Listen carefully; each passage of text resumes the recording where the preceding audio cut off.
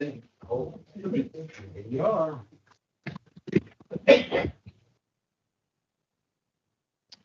All right. Well, sorry, we're running a few minutes behind this evening, but I would like to call this meeting to order at 6:06 p.m. This is a special no, this is our regular meeting. And our sole purpose tonight is just to continue to go over the revisions of the regulations. First of all, I'd like to welcome everyone here. We love to see you guys, and we really appreciate all of you guys showing up and helping us with this process, those of you that are online as well as in the room. So thank you guys so much. We know your guys' lives are busy too, so it's great for you guys to participate. One thing I would like, oh, good job, Ken. Okay, got to start with roll call. Chase Harbor present. Ken Morensic, present. Holly Roberts present. Blake Greenhall present. Okay, so one thing, I had a few comments from the public that I wanted to clarify something just to make sure that everybody is on the same page. I had some questions in regards to your by right uses versus how the process is for the conditional uses. So I just want to make sure that everybody in the public is on the same page, that when something is a by right use, that's just, if you are zoned that way, those are the things that you can do. If it's a conditional use, then you actually have to apply for a conditional use permit, which entails that you go in, you have to work with the administrator to apply, then it comes before the planning and zoning office, and then it goes on to the county commissioners. So it's not a matter of that you can just come in and pay for your permit and it's a done did deal. Like, it has to go through a process. So I had a few questions from people they were confused on how the CUPs work. So did I explain that well? Dennis, do you have any other input on that? Nope. Okay.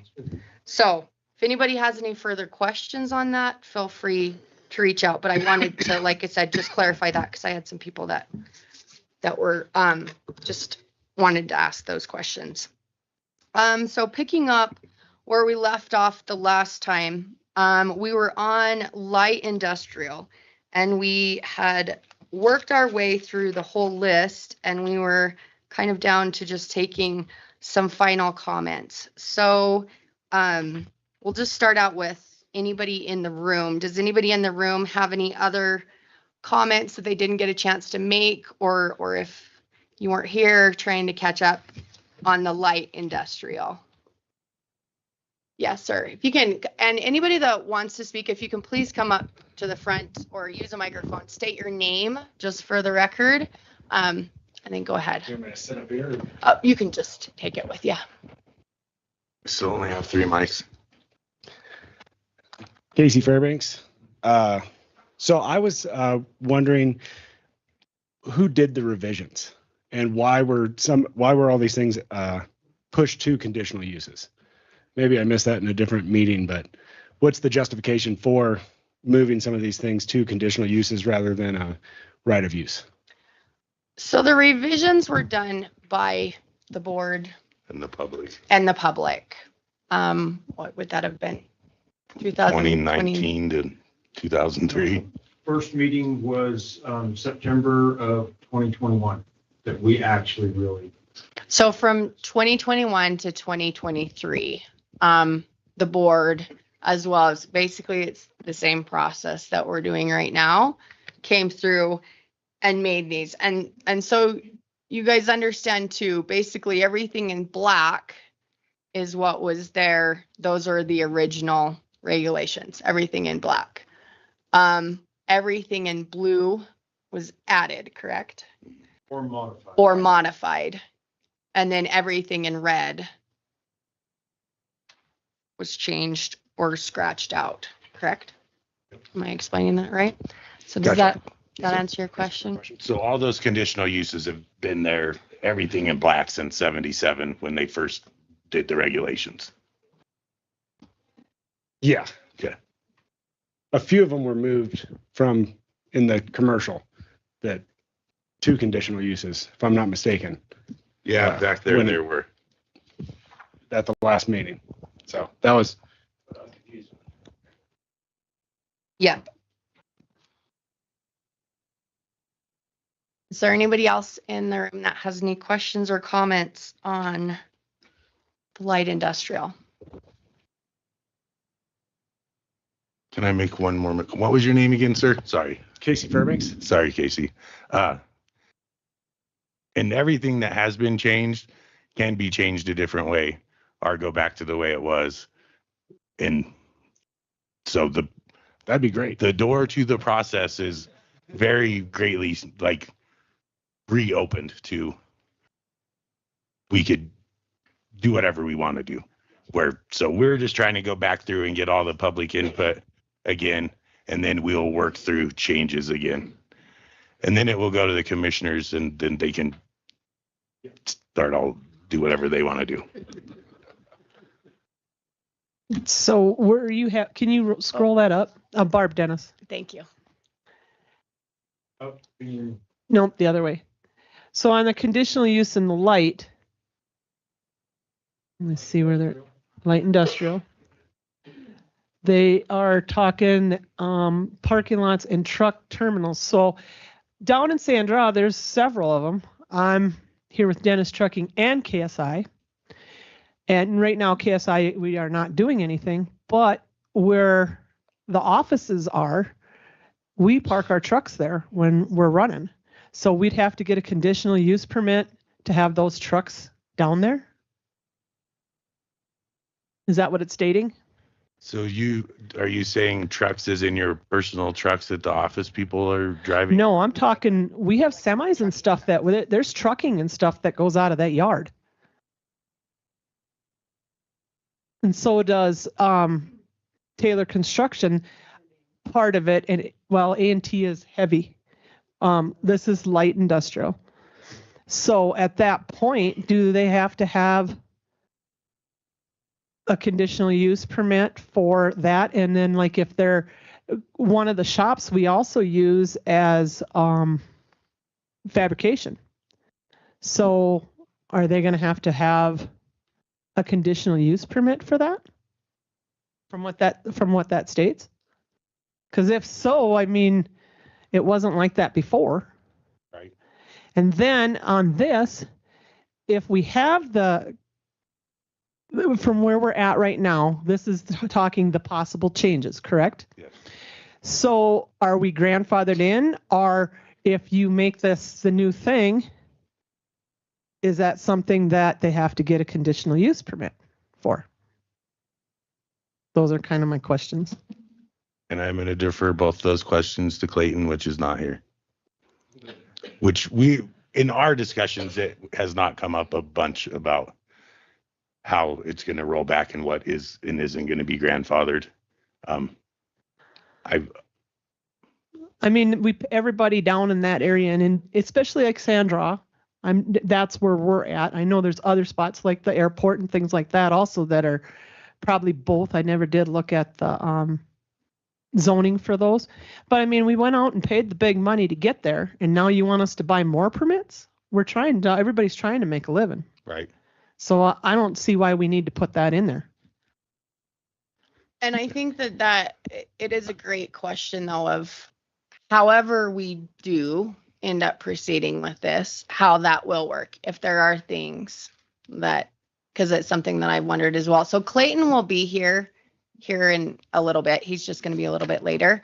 So that is definitely something that we want to confer with him about to see how legally, how does that work? In the way the things in the past I would think all of it is grandfather, then all new things you would have to DC piece. But like for us right now, like KSI, we don't have anybody there. So when we bring it back, are we going to have to go get this all over again? Because that's a big concern. I talked to the owners of the company and he's like, find out what you can. So that's what I'm doing. Because that is a big concern because, things are going to start drilling again and maybe we will be back. Right. Or if he decides to sell it, how that's going to make an effect on his sale also.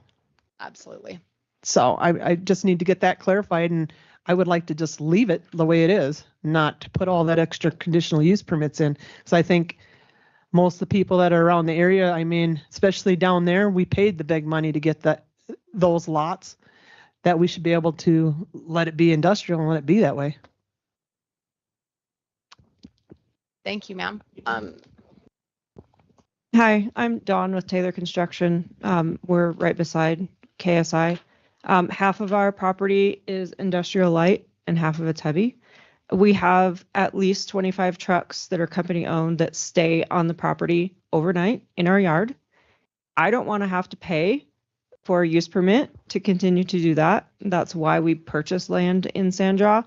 So I want to make a formal request to remove that from the conditional use in the industrial light. Thank you. Are there any other? I was curious. Oh, hang on. Sorry. Specifically, what do you recall what the justification was for moving parking lots? And the other one I was curious about was sawmills and lumber yards into conditional use rather than right of use. Because there's certain people in Sublette County that believe that Okay. If we go back, the other thing to do with all of these is please pull up the existing regulations that are on the website. Get you a set of those, or if you need to, let us know. We can get copies or whatever, so that you have something to compare to what is existing on the books and what is proposed in this. So for whatever reason, in the light industrial zoning district, pull it up here. Industrial transportation parking facilities is under conditional use currently. So within the current regulations, that is how it's stated. I don't know that if industrial transportation parking facilities, how it was used in the past. Those are things that we have had in there as conditional uses for agriculture and different things like that, where people were making temporary parking areas for heavy truck traffic and such. I do not know why it is in light industrial or heavy industrial, because those are things that make sense to have in those areas. That would take some looking back into, but it is currently there. So with that, all of those lots and stuff out there, it's been an accepted use. It is currently in the regs as a conditional use. I do not know why that has not been necessarily implied. So it's been in place. I think, Dennis, if you Thanks, Dennis. look at the current definition, because we had a CUP application for industrial transportation parking facilities, it seems to be a temporary location where workers aggregate and then might be transferred to another work or site location. And so I understand why that might be a little different than a parking lot or a truck terminal. And so I think the offending language is particularly the parking lot and the truck terminal language. Yes. I may have to agree with that. So an industrial transportation parking facility, an area of land improved or utilized for parking facilities for industrial projects, which are utilized mass transportation provided in connection with such a project. What it currently reads. Can you scroll up a little bit to normal uses? Didn't we leave? Yeah, see, because and to your question of KSI and all those people, the oil field or mining equipment sales or service, I think we would all agree that anything KSI does falls under oil field service. So not that Clayton still doesn't need to clarify, but I think almost everyone out there that's working and Taylor Construction, you could say is a permitted use is because it's an oil field service. Also the manufacturing, fabrication, and processing uses, because they have a lot of fab that work out there too. I think that you could also easily argue that oil field or mining equipment sales or services specific to like a dealership that also provides service and not necessarily an oil field service company. Well, that defeats the whole purpose of why Fairbanks built Sandra. I agree. And That's why we built the I'm damn playing thing. devil's advocate here I think tonight. you So should. Right. my concern is that, Someone could read it that way, though. yeah, and I understand there's, a lot of the comments we get are aimed at very specific use cases, and we're writing regulations based on some of these complaints, and that those are going to have widespread effects over businesses of all kinds, not just the one that, is being targeted. Right. So I think we have to be careful. Which I think we all agree that. And it's good that in the first 3 years of this process, there wasn't a great public input other than from a certain segment of people. And so it's good that you are all now here voicing your opinions so that it doesn't seem that the public majority feels a certain way. I'd just like to point out, so in the Steve Christensen, so the second bullet point, right? Currently, parking lots and truck terminals are a by right use in light industrial. And so kind of in the spirit of, why are things, by right things all of a sudden appearing in conditional uses? We're opposed to that. That's a restriction on land ownership and land use that's designated as a light industrial district. And so that should be permitted within the district. It shouldn't be an additional hurdle to get a CUP for that. I was just looking here at Chapter 9, non-conforming uses and sites and parcels instructions, Section 2, continuance, non-conforming uses, sites, parcels, and structures legally established prior to the effective date of this resolution or any amendments thereto may continue subject to the limitations set forth in this chapter. I think that kind of gives you a clarification there that it's not going to come back and bite you in your. That's the way I'm reading this, but I would agree with Blake. We'll get legal advice, but that's my thoughts. And I would just like to point out that even though that all of you people that are already there can most likely do what you've continued to do, I would like to say that I would think that you would also say that the open lots that are out there, those people that buy them should be able to do the same things that you can do. Correct. Okay. By right. By right. Drastically affect property value if you can't do some of these things. Yes. Makes it way better sell point to say, yes, you can. Maybe you can ask for permission. Yeah, get permission. Yes. Big deal that all these things were moved in. Yes. And it's concerning that they were over one or maybe multiple complaints with, but any sensible person can see, I feel like, that light industrial and heavy industrial, for that matter, parking lots, sawmills, a lot of these things. They make sense. They should all be. Shouldn't have to go ask. Isn't that what industrial is for? To do whatever you need to do. That's why we tell them they said they paid big money to go out there to do it. Now they want to slap your hands to do something else. Do you have a comment? Just keep them loose. It doesn't seem like there's anybody specifically concerned with some of these other businesses, but I would also argue the automobile wrecking and salvage yards. I mean, there's several of those in the industrial park, which is light industrial. Modular manufactured home sales and display lots. I believe the shed company that's in light industrial would probably fall under that. I don't see why that wouldn't be an accepted use. Sawmill, yeah, Casey mentioned that. I tend to agree. I think industrial is zoned that way for these types of businesses, and I would agree that they should be by right uses. I also wasn't on the board when these were made, so I'm unclear on the motivation as well. Just to make that clear.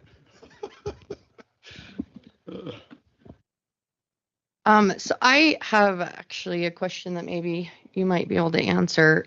So it's crossed out to get a CUP for exceeding maximum height limitation for structures.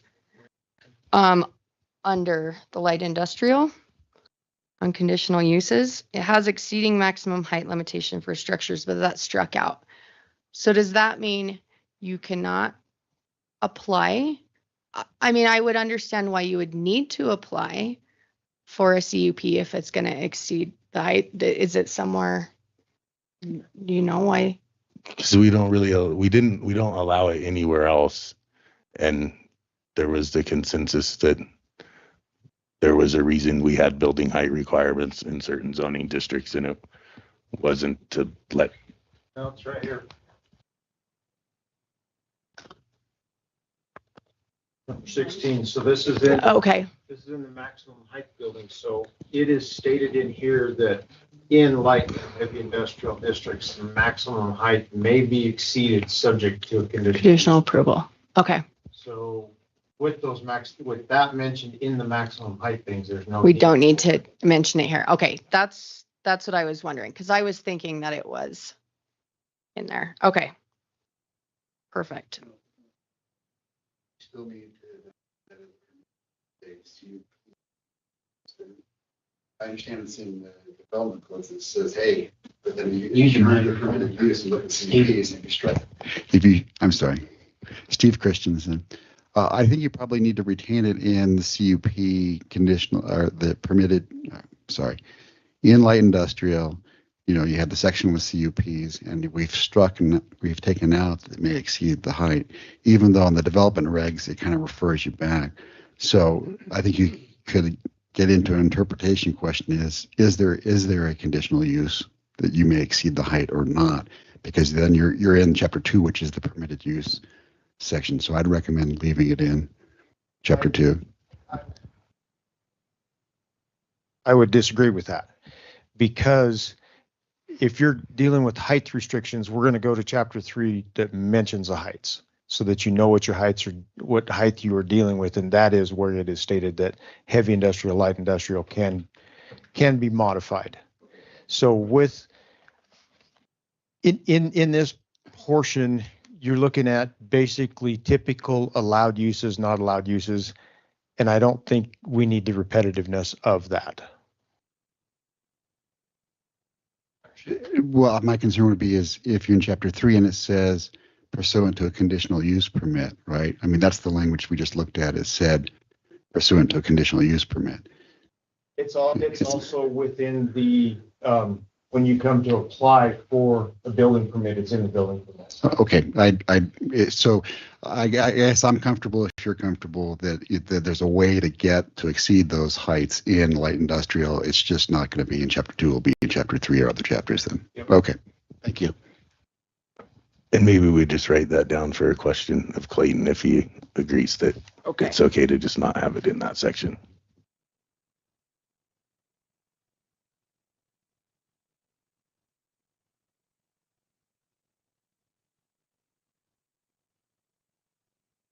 About 100 hours of it. Oh, that's per chapter, bud.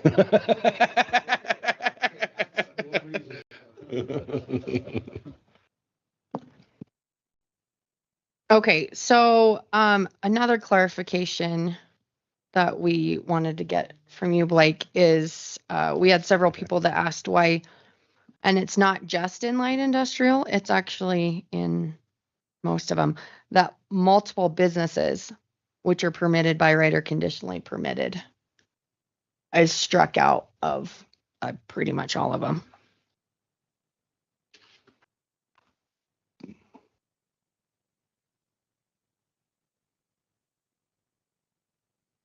I think that was kind of just a fallout from the people that didn't want to have multiple.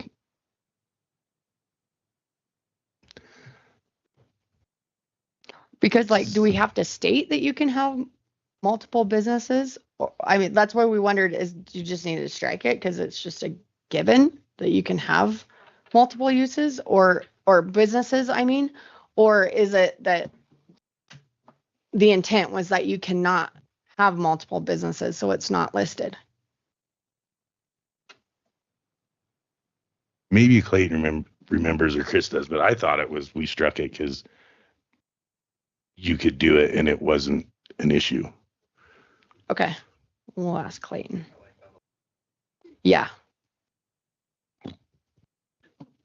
I guess I would make a recommendation. We put that in the catch-all paragraph, that paragraph A then, just to, so there's somewhere that clarifies multiple businesses are permitted. Because remember, the backbone of the regulations are, if it's not specifically permitted, then it's prohibited. And Right. So I'd prefer we get at least something in that first catch-all paragraph A. I would second that one.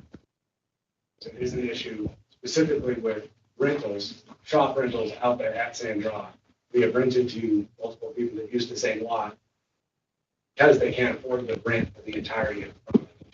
Mhm. We rent it to business. If you couldn't do that, it doesn't make any sense why you couldn't. Can I make a suggestion? Everyone kind of get the center there and back. I don't know why she keeps taking the other one away. Works okay. Until the next paragraph. Need this lapel or something.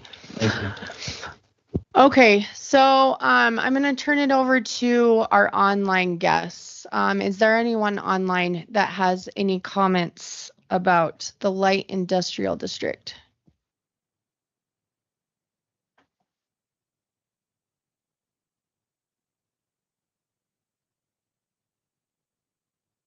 All right, doesn't look like it. So, is there any final comments from the commissioners before we move on to our next section? I would just like to say I think it is a district in which we need to really look at the changes that were made and decide if that is what we really want to do.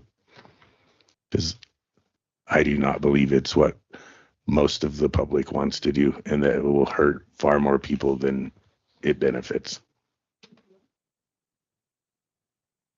I would agree with that, and I would really like to say that it's because we've got a lot broader participation from the public this time around. I'm really appreciative of that. So call your friends and tell them to come. Joe, you want to go ahead, please? Yeah, Joe Harrell, you guys hear me? Yep, thank you. To add to Kenny's comment about Chapter 9, there's a discontinuance section in there that says if a non-conforming use is discontinued for a period of 1 year, the non-conforming use shall not be resumed. And any future use of the site shall conform to the requirements of the resolution. So I read that as if you stop doing it for over a year, you don't get to do it again if it's was allowed and then it's not allowed anymore. So something for Clayton to clarify, but that's probably a good place to start. Absolutely. And that is how that rule works, but we did change it to 2 years, I thought. In the And it goes on to say the intent to resume a non-conforming use is insufficient cause to reinstate a non-conforming use after the 2-year period has elapsed. So there is still a timeline attached to it. It seems like, so if you stop long enough, you don't get to do it again.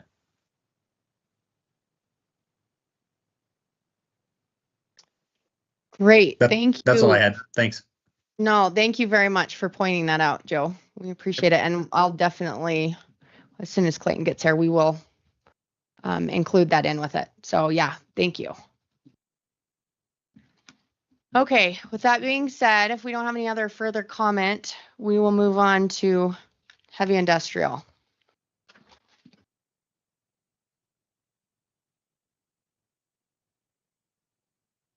So in the heavy industrial district, the following things are by right: manufacturing or processing uses, general industrial uses, automobile wrecking and salvage yards, cement and concrete manufacturing, chemical plant, gas processing plant, manufacturing and storage of explosives, mineral manufacturing, refining and processing, pipeline terminal and pump station, service stations, garages, parking lots, and truck terminals, wholesale storage or sales establishments, airports, heavy equipment sales, sawmills and lumber yards, oil field or mining equipment sales or services, research facilities, supply and service shops, including plumbing, welding, electrical, and builders, mini storage units, oil and gas production waste facility, gravel pits with washing and screening or crushing, including batch plants to produce concrete. The conditional uses are a workers' camp, a temporary camp, industrial transportation parking facilities, sanitary landfills, sexually oriented business, meat processing and slaughter facilities, and public facilities. So, that being said, who would like to start the comment? I would. So where you Please state your name again. Barb Dennis. So where you state that it is a temporary building spot to put housing, like basically like a man camp probably. Mhm. What if you wanted to put like a small unit out there for your, like for us, we're there year round, but we have seasonal workers that come in, and we were talking about possibly putting like a small mini house or something out there so that they could stay out there and have their lodging and stuff maybe included with their rent or for their work, or they may rent it from us. We haven't decided, but it doesn't state that you could do that out there. So that's something I want to check into, because that's something we have in the process. It's in our budget for maybe next year or something, if it's something we can do. So that is so this one also doesn't, all the rest of them include an ARU, and this one does not.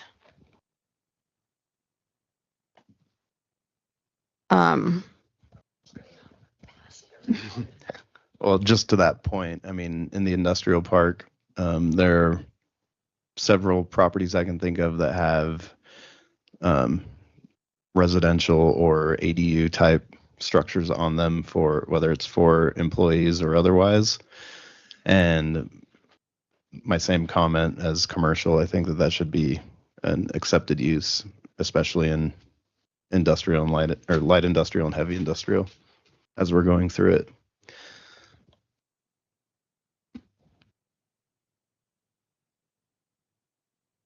So is a permitted use allowed just one dwelling unit, like in light industrial? It's a permitted use, yeah.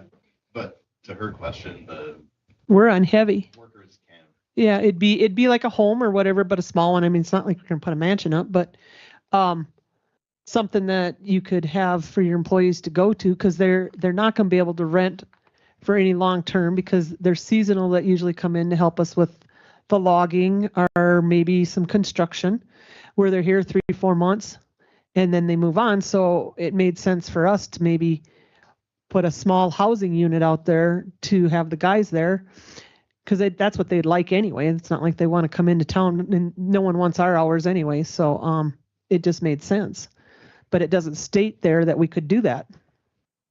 How many people are you looking at housing out there at one time, you suppose? At this point, I'm not 100% sure, but there could be 2 to 3 maybe in the summer, because eventually, if we get going the way we want to, we could have up to 20, 25 employees. At that point, they're going to be more, they won't be seasonal, but we are going to have some seasonal, because out here we can't log in the wintertime. So those type of people that come in to work for us, they would be the ones that would probably be in those units, or in a small little home or something like that, where they could have their own cooks or whatever they wanted to do. But it's not going to be a big home or nothing. It wouldn't be like a man camp. It's just to help support them guys, and it's a benefit for us to have them there. Okay, thank you. I just wondered because it would get into some DEQ and stuff. You got too many people on there. It's not- Right. But I mean, I think that if we included an ARU, like that's in the other, I mean, that would cover it because an ARU would be, right? It would, because an ARU is just one. Well, so they'd be allowed one ARU up One to 1,200 ARU. feet. Yeah. Because we didn't change workers' camp definition, did we? Because it's all tied into being a construction project. So with the ARU, you could have like 2 bedrooms in there, correct? So that way I would be able to house 2 people there and then it would work. But up there right now, it doesn't state that you could do that. So that's what I'd like to add that into it if we could. You could build a house on heavy industrial as well, correct? Highest and best use would be for residential purposes. So it would fall back heavy industrial. Surely you'd be able to live on a heavy industrial lot if that's what you chose to do. Correct? No. No? Okay. So that segues brilliantly into my biggest issue was the it's earlier in the chapter, but defining heavy industrial and adding this district shall be at least 1 mile away from existing dwelling units that are not owned by the owner of the heavy industrial district. So how does that, I'm fully supportive of people living on industrial lots if they want, or putting up workers camps, but how would that affect me selling another lot if there's a dwelling unit? Everything's within a mile of every lot in Sandra is within a mile of every other lot. So how would that affect me selling one or rezoning more land around that? Greatly. So I would very much like that to be stricken because rezoning heavy industrial in this county is, you got to jump through a million hoops anyway. So I feel like the county commissioners and the zoning board, everything like that can go through whether or not it's best for the county during that time, rather than have a, law in here that says it has to be, some arbitrary number, arbitrary distance away from other residences and dwelling units, because you don't know what kind of dwelling units they are. They might be ARUs. They might be, the Sandra Inn. If they put kitchens and bathrooms, or kitchens in any of those units, by the definition of dwelling unit, it would be, illegal to have any use out at the industrial park. So that was my biggest issue with the heavy industrial. I'll just comment further there. So I agree with the highest and best use ought to include a residence or an ARU should an owner decide to do that. Maybe there's some land. I mean, I've already expressed my concerns with the 1 mile arbitrary distance, but an exclusion for residential or dwellings on lots zoned heavy industrial, so that you're not handcuffed by something that's built on a heavy industrial lot.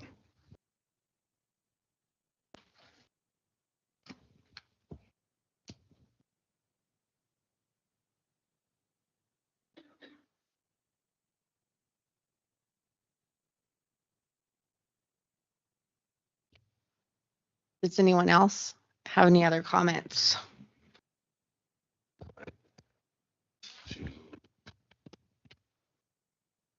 This is Dawn with Taylor again. Can we address the multiple businesses line the same as was done for the light industrial? Yes. So that's my proposal, is that because it goes throughout all of them, and I would like to address them all the same for sure. Yeah. Thank you.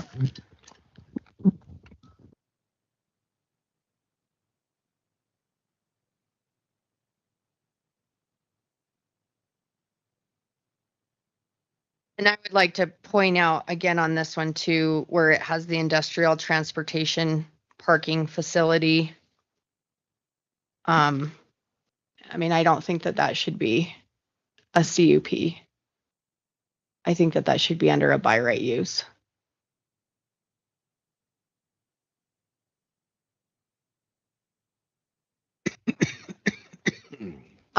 Something too, Blake, that we discussed at the last meeting that was brought up by multiple people is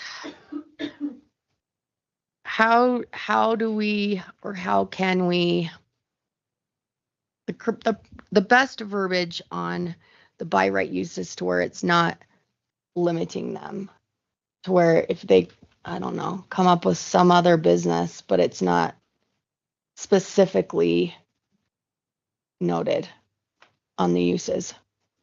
Well, in the past, you have to go the route of similar use. Okay. Correct, Dennis? So for those people that have new ideas that we haven't addressed or aren't in the thing, that you have to come and do the similar use and demonstrate it that way. Currently, that is how we do it. I do agree with Holly that there could be some different wordage possibly used in order to do that, but that is currently how we do it. Coming up with those similar uses sometimes is difficult for somebody's new idea, though. Right.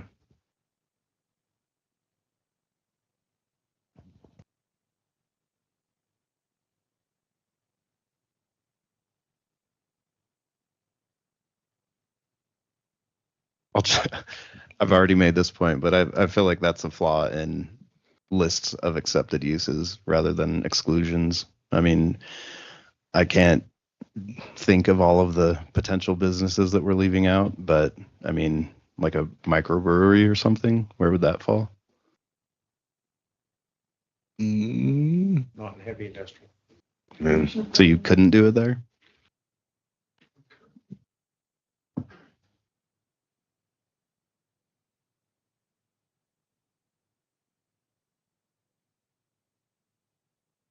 Go ahead, sir. Buck Anspaw. I just think heavy industrial, why are we limiting it, period? Why does it need a limit? It's heavy industrial. You should be able to do anything. I mean, you got to have a place because somebody's going to come up with something that none of us thought of. So I think limits on heavy industrial is not a good idea.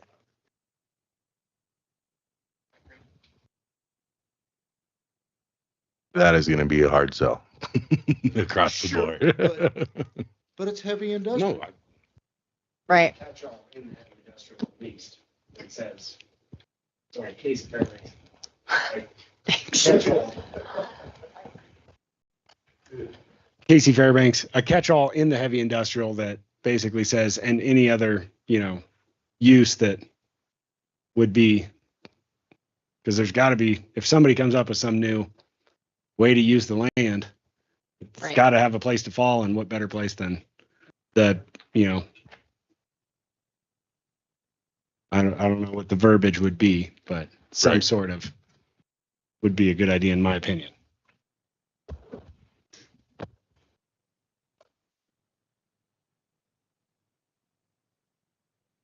The one other comment I would like to make is on the gravel pit line. We don't need to add the word asphalt plant too, so that someone can't try to exploit that and say it only says concrete Mm-hmm. and try to shut it down, seeing there is such a push by certain people that believe gravel and little rocks are not important in the world, Mm-hmm. even though their whole life depends on them. I would agree. So the other thing that could come up, which has come up, which we do not. The other thing that could come up that we don't have anything to deal with currently is crypto mining, data centers. We have had a couple proposals of those things come in. Then on top of that, we don't have any regulations or anything in place currently to deal with wind and solar. The one data center was going to utilize solar to power the whole thing. So there's a lot of other things that need to come into place. Again, heavy and light industrial are general locations where a lot of these things get pushed, or, different uses, but they are out away from everything. So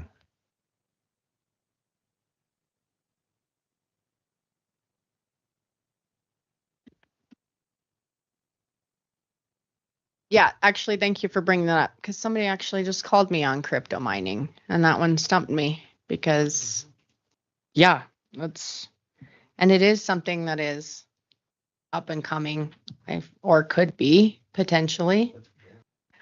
Right. There's people doing We're it. a little behind the curve. Yes.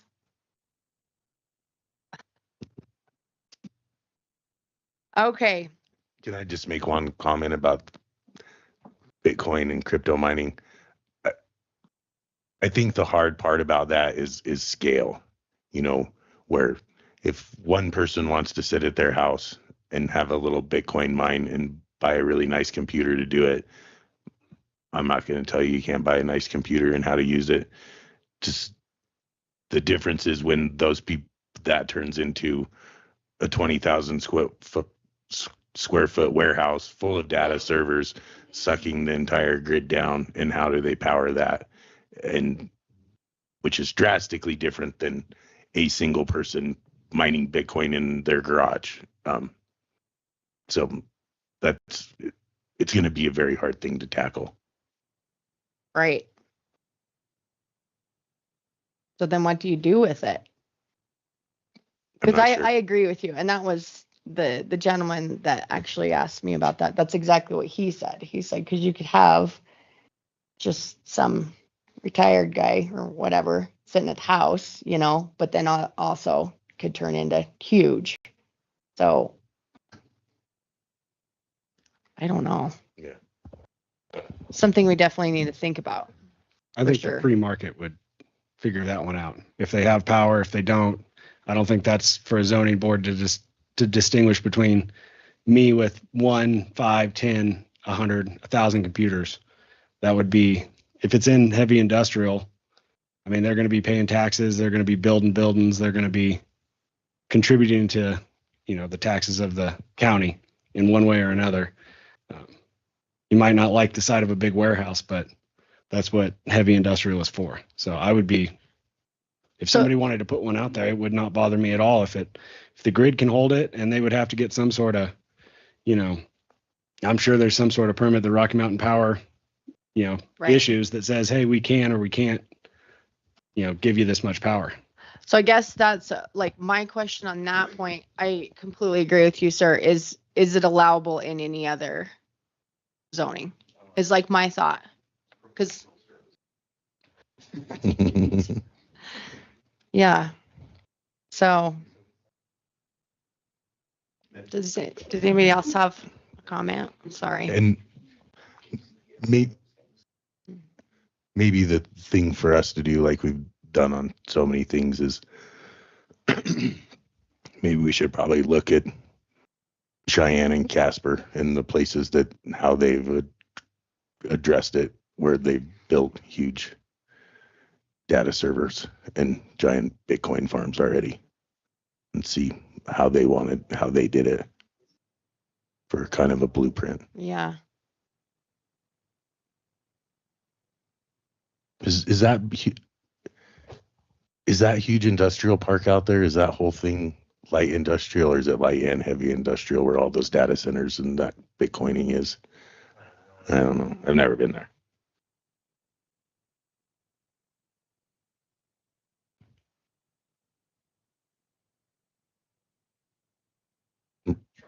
Right. There's a lot of stuff in that I think they call it a campus, but Go ahead, sir. Steve Christensen again. We're focusing on Bitcoin mining, but I think the real need is something that any business that we don't perceive right now, or which might come in the future, have a zoning district that permits that, and anticipates that. And I think that's kind of the more focused issue is there a district within the county that any type of imaginable business in the future is permitted. It doesn't sound like it. Again, the backbone of the regulations, if it's not permitted, it's prohibited. But now we don't have, there's going to be things that are going to pop up like Bitcoin mining. Then you struggle with, where do we put this? And if we have a designated district that is kind of a catch-all, then we know, there'll probably be some rezoning required in order to build a 20,000 foot Bitcoin mining thing. So in that rezoning process, that's how you'll approve it and review it and consider it. But I guess I would encourage at least one district that is a catch-all for future development or businesses that we can't anticipate at this point. And that's a great point, because I sure as hell would never thought of something like crypto mining 20 years ago. So yeah, that's a great point. Dang it. I missed it. Yeah. So if we do a catch-all sort of thing, like for an instance in the heavy industrial, would you take out all the bullet points that are there and just say any authorized business, or I guess if you put authorized, then that would make it say might be something that's not authorized, but do we condense that down to some statement of any business? I'm not sure. It's a way radical idea to. Well, just from where we've come from the last 5 years, there's been a big group of people that insisted that no one would ever want to live by any of those things, no matter what. And they would die if they do instantly. So I'm just saying, from in this process where we've went from the opinions that were expressed to the opinions that are being expressed in this go around are drastically different. There's no getting around that. So, which I'm not saying it can't be done. I'm just saying we would have to think a lot about how you're going to word that. Well, I agree, but what I'm saying that, do you narrow that down? I'm not saying we take everything out or whatever, but just, come up with some wording that allows for most innovation. Yeah. That's a good one. I'll just repeat myself. I do think that you are limiting yourself, and we reference the comprehensive plan, and there's language in there about promoting business and the citizens' ability to start businesses and be successful. And I liked Casey's language, or Mr. Fairbanks's language, about the free market dictating. If somebody has a business that is viable, and they're not on that rather short list, then where do they go? And so I do think if we're trying to be accommodating to businesses and innovation, that we ought to think of something. If it's not heavy industrial, then where? Right. So.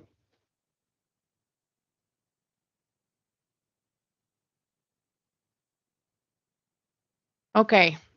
Anybody else have any other comments on heavy industrial?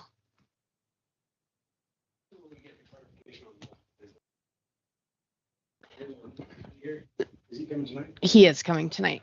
Yeah, that's. And you're still not getting clarification tonight.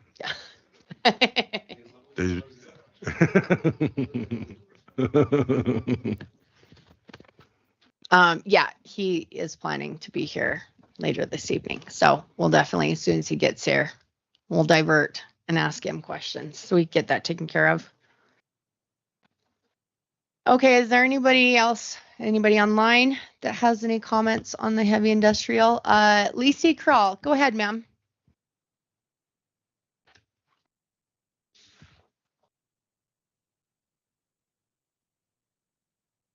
Can you hear me?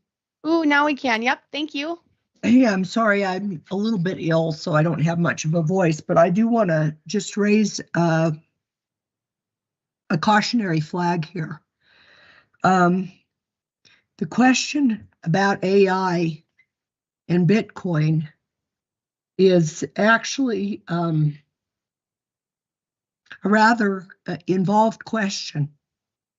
And it's a question about costs and benefits, whether the costs of Bitcoin mining and AI are worth what it's going to take to enable them. And the questions about whether they're enabled is a question of zoning, but it is also a question of energy. Because both Bitcoin and AI are tremendous drags on energy. And we should be prescient in how we think about those nascent industries in terms of their energy use, because that affects the public good in terms of availability of energy. And I also want to raise a cautionary flag because there seems to be the supposition that any innovation is good. And the reality of the situation is that, yes, there's a lot of innovation, that's good. And there's a lot of innovation that's not so good. And if you look across this country, what we see is the detritus of innovation after innovation that's gone awry, that litters the land. Okay? The market doesn't take care of everything. And that's the reason you sit with the body you sit with, because it doesn't take care of everything. We have to plan. We cannot trust the market to take care of stuff. And that's all I have to say. Thanks. Great. Thank you, ma'am. We appreciate that. Can I ask a question?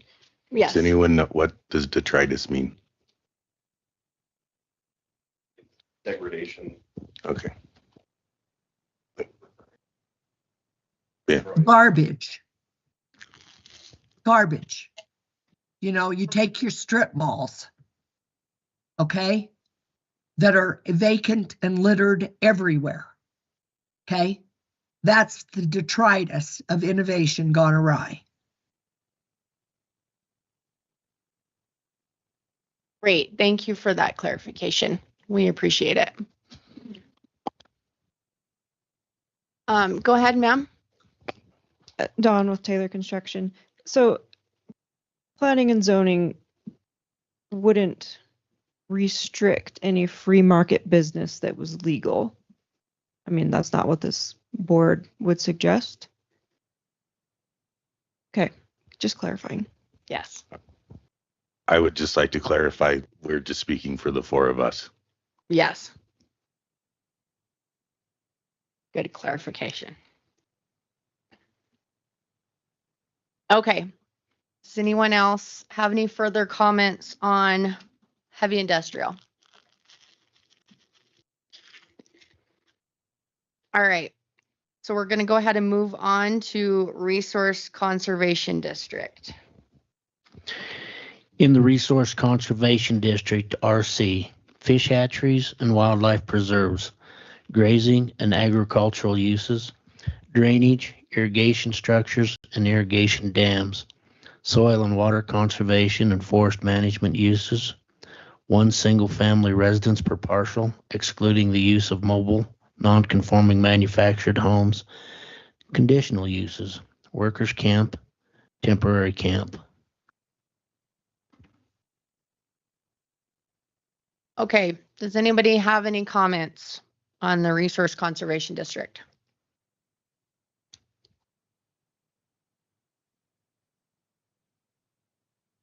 Buck and Spa. Where does Sublette County have this zoning? Couple of places. I'm just curious. A lot more than you think. It's actually the majority of the county. Everything that is in BLM is in resource conservation. There's actually a lot of private land that is resource conservation. I believe I could turn that on and go over there, but I believe our landfill is in resource conservation. Might be an ag. We have also had transportation parking facilities, which I think we currently have. They're located on BLM that is in this district. So that's okay. Steve Christensen, I guess that's my question. Why are we out of the conditional uses? Why are we striking industrial transportation facilities and sanitary landfills? Particularly if the county's landfill is currently on a resource conservation district, are they going to need to go get a CUP?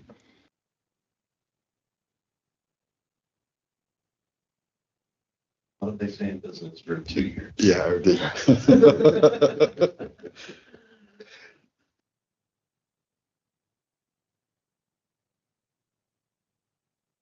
Okay, the landfill is actually within ag.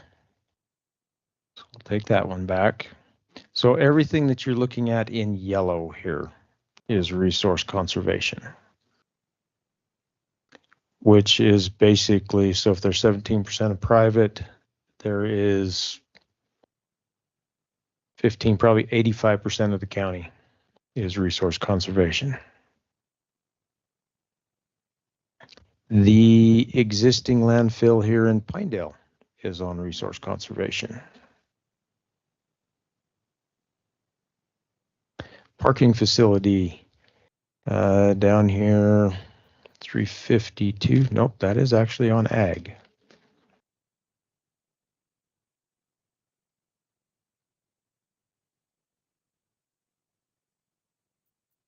Anyway, it is a large zoning district within the county, and it blankets, mostly Bureau of Land Management lands. So I've got a question, I guess, that it's never come up since I've been on the board, but like the gas processing plants or compressor stations that are down there on BLM ground with Enterprise or whoever, do they come to the Planning and Zoning Commission and get permits for that? If they are located on state or BLM lands, they do not. They go through BLM and state permitting. There are a lot of those facilities down south that are on private lands. They are on some agricultural lands, and there are different parts of those facilities that have been rezoned into heavy industrial, or they have a conditional use in place.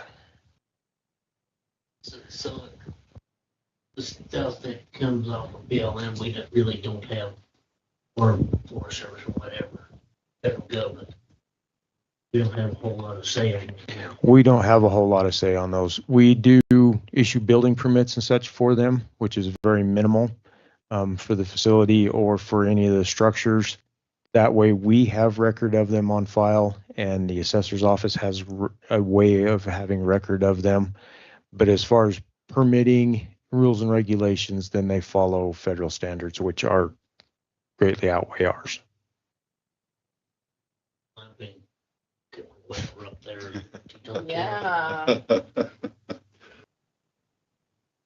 And once again, I think we have different lawsuits that back that up one way or the other. So.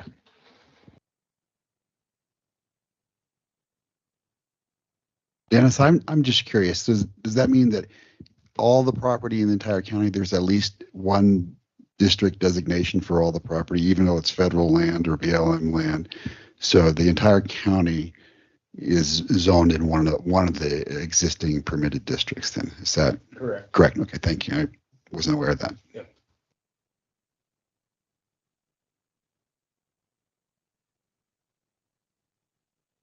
Any other comments on Resource Conservation District?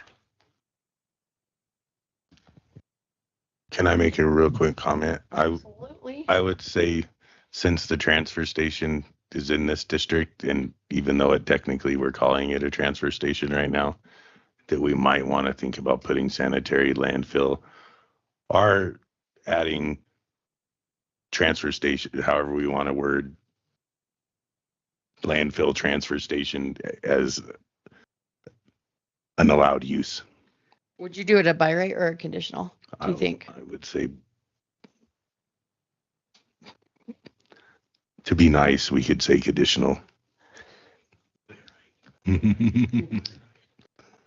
But the public is greatly disagreeing with me in the room. Casey Fairbanks, I was curious how the conditional uses worked if it's a change of ownership. If business keeps going, say the transfer station changes ownership, does that conditional use permit carry on to the new owner? And that, I guess, is it the same for heavy industrial and everything else? Conditional use permits can go with the lands, and generally for some of the uses, they are attached to those lands.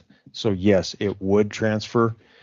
There are other conditional uses where those conditions have been put on them that they do not transfer with the sale of the property. Okay. So it can be both ways, but generally a use of the land is transferred with the land because there is infrastructure, different things that are put in place. Okay. And then certain conditions. Go ahead, Roy. Is that designated in the CUP? Whether it goes with the land or not? Changing ownership. It would be. We've only had a couple of them that we have put in the conditional uses in the conditions that it does not transfer. Are there a few that the CUP has a time limit to it regarding if nothing to do with selling or not selling, and at that time limit you have to come back and ask for another one? And most of those have been on like the temporary parking facilities or the things that people came and they'd only planned on doing it for a little bit of time anyways, are the few things that we've wanted to set a time limit to so it doesn't fall into that black hole of Wyomingness of we're going to do it next year. We're going to do it next year. We're going to do it next year. Well, okay, well, we're going to set a date that someone has to decide to do something or come back and, I'll talk about it again. So this might also be a Clayton question, but often so if it runs with the land, if the use runs with the land, I think that's fine. Oftentimes with sales of businesses, even if you're buying the business for liability purposes or whatever, you'll create a new LLC, corporation, whatever, and then do a DBA as the existing business, or maybe you want to rebrand. And I feel like that might create an issue, or could, speaking from experience with things that were grandfathered in. So not if it runs with the land, it shouldn't be an issue, but again, depending on who's calling the shots. I guess that would be my concern back to, industrial and everything with the grandfathered in idea. It doesn't help, new businesses coming in, and it creates murky waters for whether or not certain companies can do certain things, even though other people might be doing them right next door. Mm-hmm. So I don't like the idea of saying, okay, everything that's grandfathered in is okay. I would like crystal clear rules that are, make sense and are productive for the county to bring in business.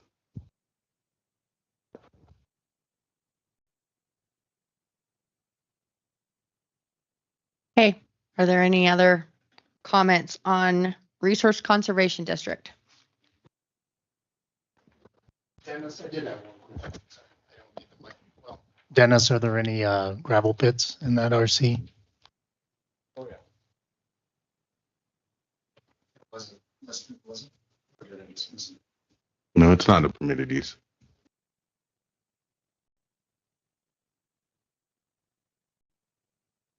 have about 400 of those in the county.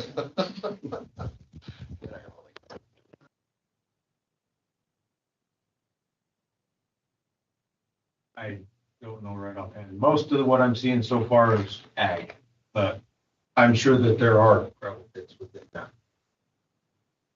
Oh.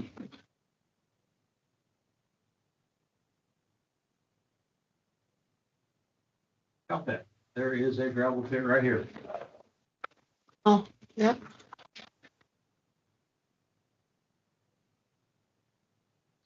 So are you making the recommendation that maybe we should add gravel pits too?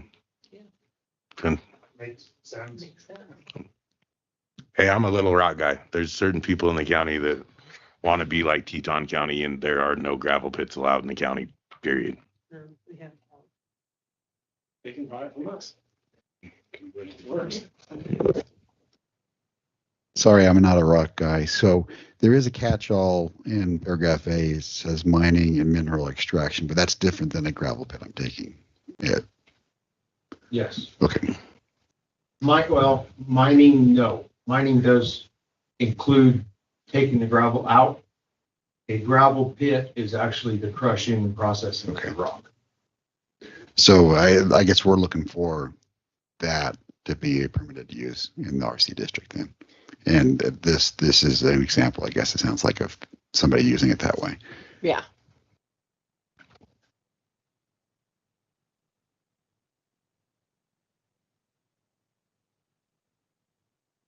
Great. Thank you, Mr. DeWitt. Is there any other comments before we move on? All right. So we'll move on to, in the scenic area, historic sites and trail district. In the scenic area, historic sites and trails district, SA, forestry, grazing, hunting and fishing use, public parks and similar areas, maintenance and preservation of historic sites and trails.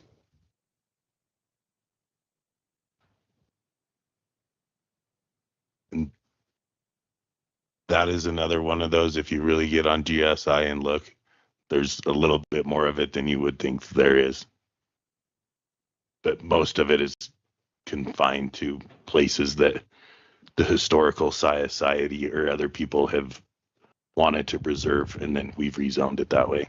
Or they were historical places, the places that people knew in 77 they were going to want to preserve. No, Barb Dennis. Say when they put up forestry, so are they saying that you can go log it?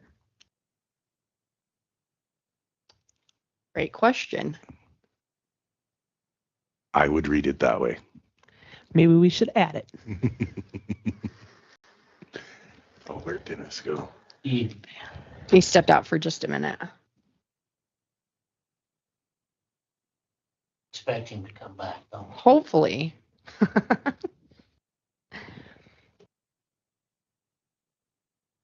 Any other we'll come back to that. Yes, that's a great question. Any other comments, questions about? Do we actually define the word forestry? Oh. I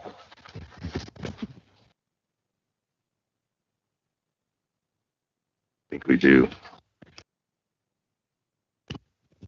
No, we do not define forestry. I think we should add some logging into it then. Maybe that is something we need to think about as one of the things to add to definitions.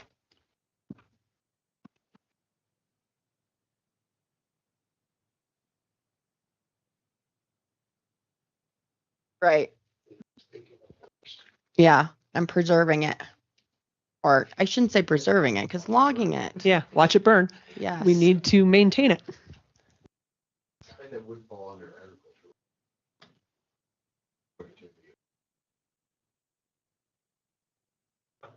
Yeah, and that's it. There's no general agricultural uses on that one. Mm-hmm.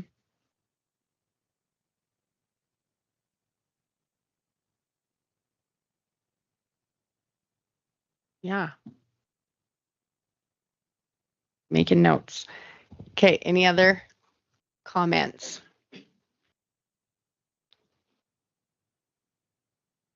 All right. Any comments online? Oh, Lacey, go ahead, please. Grazing is an agricultural use. So when you Correct. say there's no agricultural use on it, grazing is an agricultural use. Correct. And ma'am. also, I don't understand how clear cutting would be consistent with a scenic area. So I do think that there needs to be clarification on forestry, and I personally would be opposed to forestry where we have logging, but doesn't seem to be consistent with this category.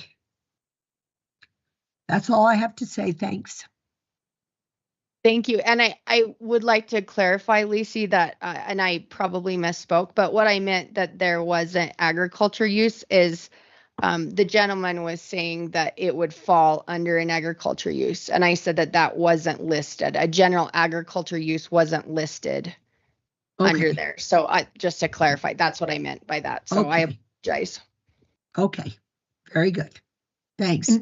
And when I was talking about logging, it's not just completely clear cutting, it's managing the forest. And when we have dead timber, that becomes a problem, which goes into all the fires that we've had. So if we manage our timber correctly, we should help save money in general for everybody. Yeah, but isn't that on public land, a job that's done by public land management? No. And not only that, there's also the private sector that some people now are not getting homeowners insurance because of the forest being mismanaged, and it needs to be taken care of. So you're having that end of it also. Well, that's a bigger issue, I think, the management of forests in the time of climate change is a different issue. I understand I'm going to stop you both right there, because you're talking to us, not back and forth between you and Lacey. Okay. Okay. So if Lacey would like to ask us a question, and then you would like to ask us a question, and we will clarify. But no, I've said this. No more of the confrontational back and forth between two participants. Okay, fine. But I think the issue of forestry needs more exploration here. Okay, I'd like to speak to this just a little bit. Within these scenic areas, the forestry, grazing, hunting, fishing, the scenic area in this is not covering the Forest Service. Those are federal agencies that all of that stuff is maintained and handled by federal agencies. All of these designated areas within this, they are historic sites. They are areas, where we have the forts and stuff around here. They may include forestry, forest around them. The grazing, there's several of these places that are out in the middle of pastures. They are still designated scenic areas or historic sites, but these uses happen within those sites. So we are not discussing BLM management, Forest Service management, or anything like that in these areas. So where we got so far off, Dennis, is the question was, in those areas, if a private landowner wanted to log and clean their trees up, if the word forestry permitted that. Yes, it would. Okay. That's what I said. That's how we went down the rabbit hole. Yeah. That's also 50% of the trail. But again, to that, Chase, these areas are generally not designated in forest or on big trail type areas. We're talking Fort Bonneville and Schmidt Monument, that sort of stuff. Correct. And the Oregon Trail Park now. Yep. Stuff like other that. thing that Clint got preserved.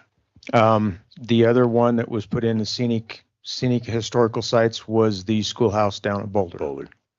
Way down on, Emerson Schoolhouse. There you go. So, and then also the other thing that came up while you were gone that we said we might need to put a definition in definitions is what forestry is.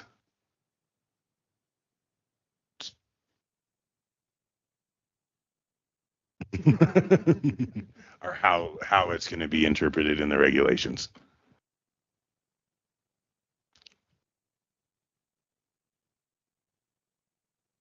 Where to go again if we're done? Oh, okay. Let me just make sure that there's. Okay, so just make sure that there's no final comments on the scenic area. Okay, moving along. Rural mixed district. In the rural mixed district, RM, general agricultural uses, single-family dwellings, and mobile non-conforming manufactured homes placed on permanent foundations, animal clinic, recreational riding arena, farm supply and sales, commercial greenhouse, home business, stable, livestock shall be maintained in accordance with Chapter 3, Development Standards, Section 32 of the Zoning and Development Regulations, ADU, rental of an ADU. Conditional uses include public facility. Can you turn off your mic, please, Lisi? Conditional uses include public facilities, kennels, dog breeders, fur farms, 2 or more short-term rentals.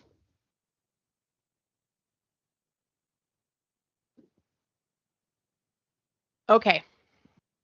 Are there any comments on rural mixed district? Steve Christensen.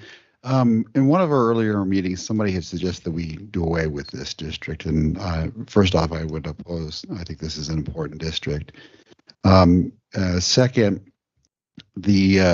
just an editorial note that the defined term in the definition is agricultural uses as opposed to general agricultural uses.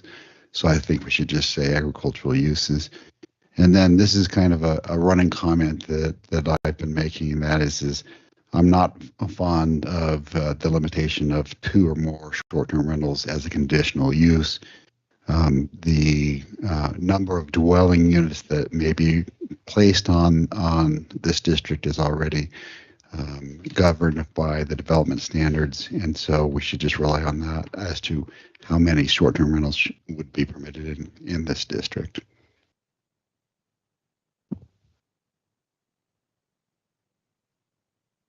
Thank you, sir. Go ahead.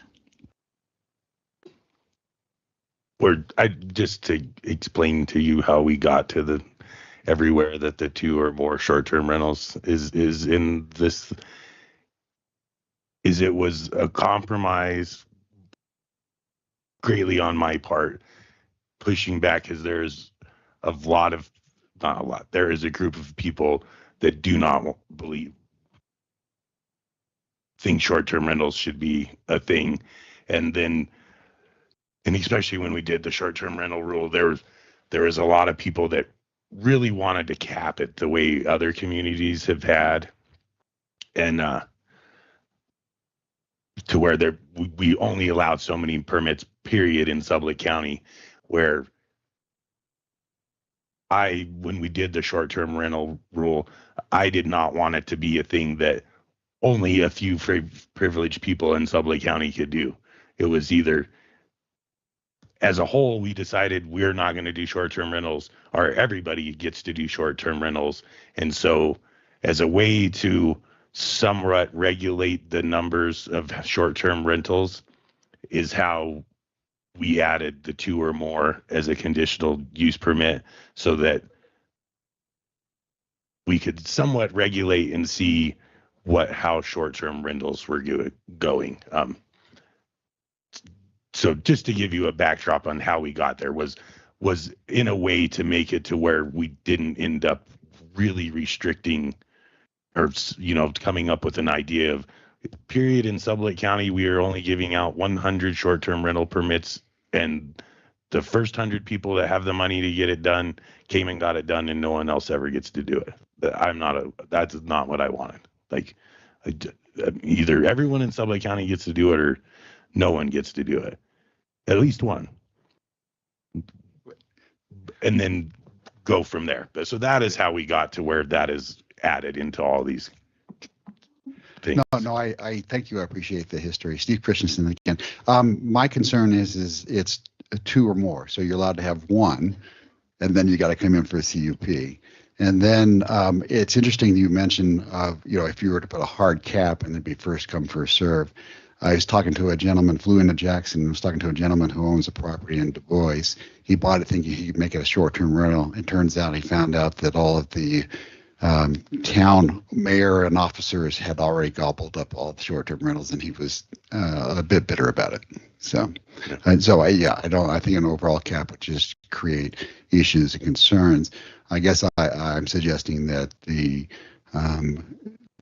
number of dwelling units you're permitted on any particular zone is already enumerated in the regulations, and that you should just rely on that for capping the number of short-term rentals.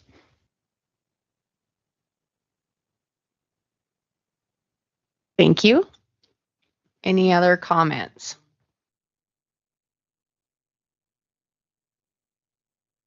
Are there any comments online?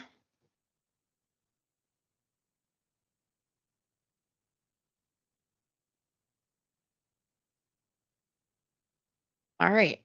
With that being said, we will move on to our final district, Planned Unit Development District.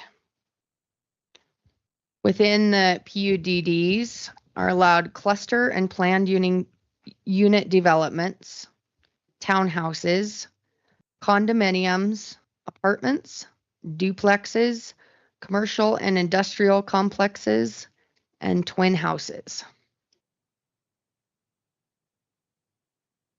Are there any comments on this?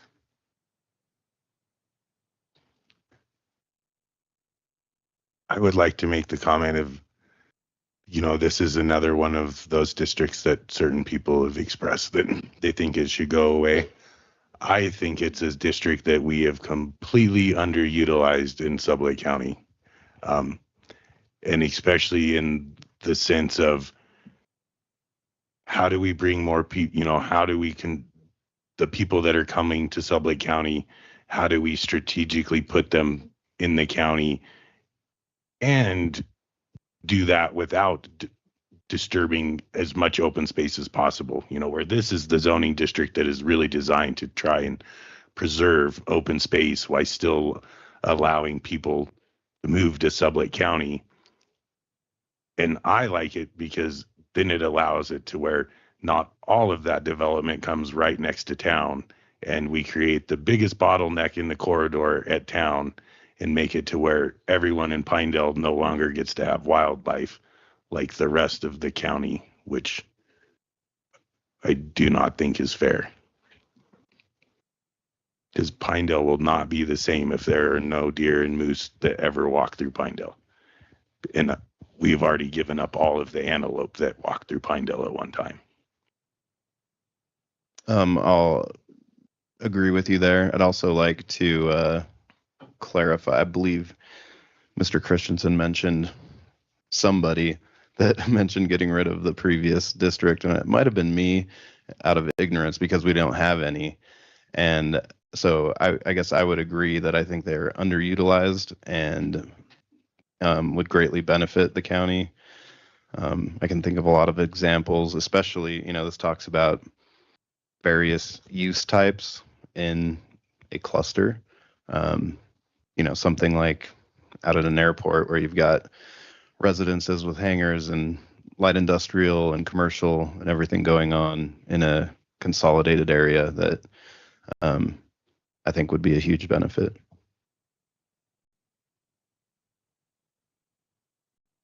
And just to throw this out, I'm not saying that we should do it just because it came up to before tonight, where if we really want to go down the road and figure out how to write it of somewhere where there's a catch-all, for innovation in the future, maybe other than heavy industrial, this might be the other place to do it, because there isn't is there anything that's zoned right now?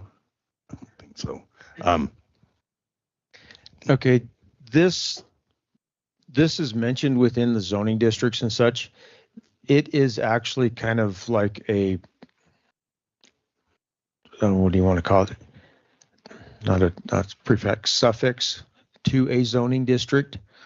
So if you have clustered developments, plan unit developments, agricultural PUD, so you add that PUD, it would be something that comes in at the time of plating or zoning, so that is held. Multifamily residential townhouse PUD, or a commercial development that is a PUD. What you're trying to do, you use this suffix to be able to cluster those things, get your density on a 20, 30, 40 acre parcel, and being able to leave that then open space. So you're clustering this development on 2 acres or smaller, depending on water and sewer is the main thing, and leaving that open space. So that's what it's trying to do. And so there's, multiple ways to use this to where, commercial wise, you have all the complex in one spot and you have large parking area, or, as far as a proposal for subdivision comes in, you have all the housing on the high ground or whatever, and you maintain all of the agriculture, all of the river bottom or something like that. But that would come together, at the time of plating or talking of zoning, different things like that. Is that something that the office directs people to, or they think about it? Do you help them to think about that?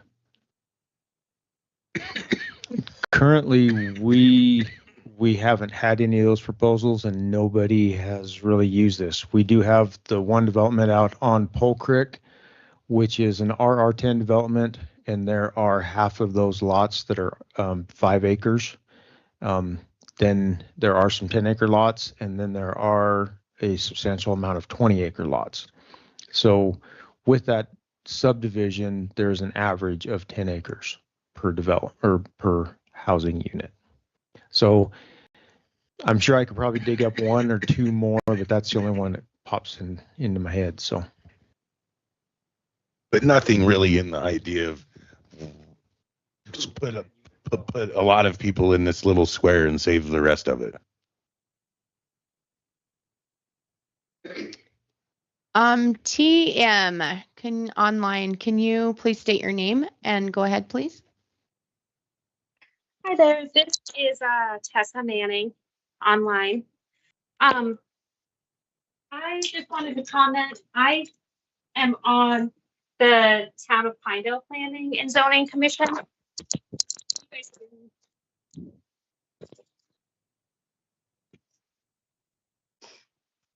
Sorry, can you guys hear me in the room? Oh, yep, Now now we we can. can. You're good.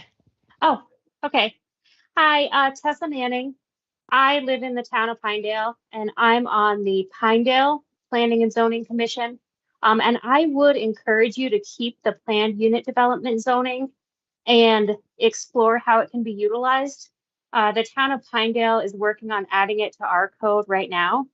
And the PUD can be really useful on unique projects because it can approve something like within a very, very narrow scope and it's kind of an alternative to like a rezone.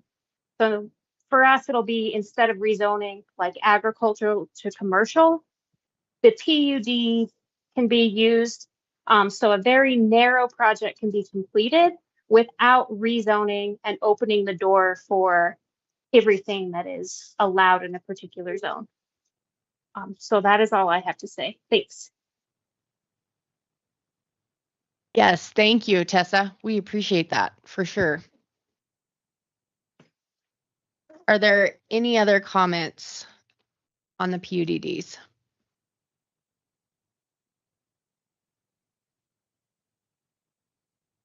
My only comment would be maybe we need to look at it that we want to.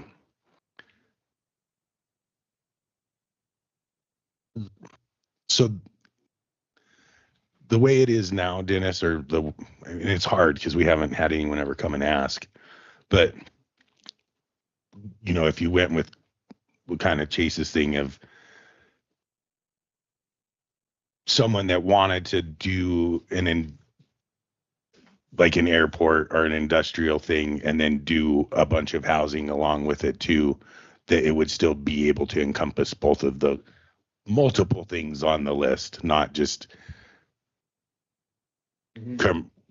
not just commercial industrial, but anything on that list. Yeah, it would really depend on how you brought that subdivision in and how you set it up.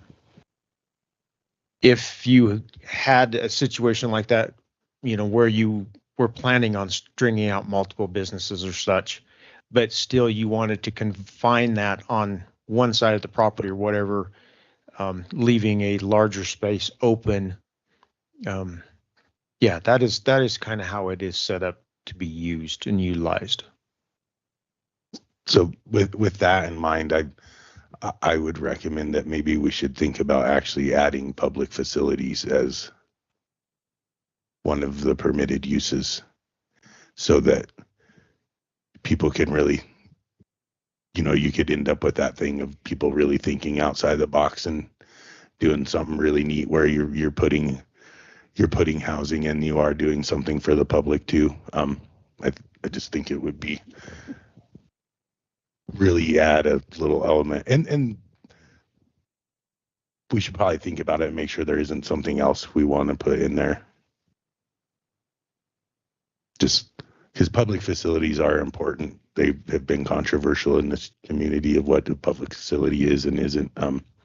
So, and it's one of those things that should probably maybe be allowed everywhere, as long as the right, if it's truly for the benefit of the public. So actually I'm glad that you brought that up because whenever you were gone, we questioned why public facilities was crossed out of some of the zones. Well, that would go back to certain people being upset about certain things that were deemed as public facilities in Sublette County that greatly disagree with that and would like to see that those things could never happen again. Gotcha. Tessa, go ahead. Yeah, I just wanted to give like an example of the PUD. If I recall, when you guys had a rezone come before you for the area like south of the Daniel Junction, and they were looking at doing like some portion residential, some portion industrial, that would be like a perfect example of a time when you could do a PUD instead of granting like a full industrial rezone. And a PUD, if you write it that way, could be used to like really alleviate the concerns of neighbors. So you don't just, if you didn't want to, you don't just rezone the whole parcel. And the applicant promises that they're going to put up residential on the border. The PUD can kind of hold them to the plan that they bring before the commission. And I believe at that time you guys had called that plan kind of a smattering of zoning. So a PUD could be a way to handle like a more complicated rezone application. So thank you very much. Great. Thanks, Tessa. That was a good example for sure. Dr. Hanspaw. I don't think you ought to get rid of it. It's kind of like throwing that rusty winch away out of the truck. You might need it tomorrow. It's not hurting anything in there. I have a question. What is a twin house? Like what are we defining? I'm glad I'm not the only one that was wondering that because I never really, Because in my head, a twin house is a duplex, or an duplex. apartment. So I don't know if we actually define twin house or. No. Dennis, do you know what It doesn't. I mean, a duplex shares. I mean, that, I would say that's a duplex. Duplexes are one structure. Twin houses are all in, like, in like a row house? Kind of? rows, like right across from that. Oh, that makes sense. I think that's correct. And I think a lot of times here, typically we call either a duplex, I believe is 2 units on a single lot, townhouses and twin houses, have an adjoining wall, but they're separate lots, separate addresses. I can think of like an example out in Split Diamond where it's probably called a townhouse, but it's really like 2 separate houses that share a wall. Separate lots. Yeah. also. Yeah, separate addresses where a duplex would have a single address with like A and B. Right. Okay. Tessa, go ahead.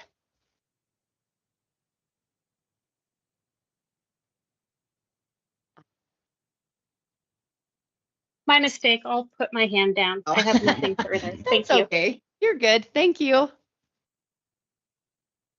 Okay. Do we have any other comments then?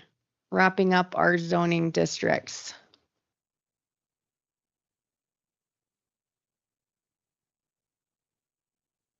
Okay. Let's take about a 5-minute quick bathroom break and we'll adjourn shortly. Recess.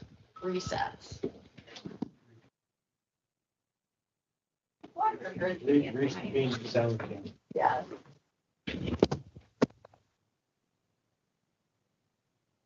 Lock the door, Blake.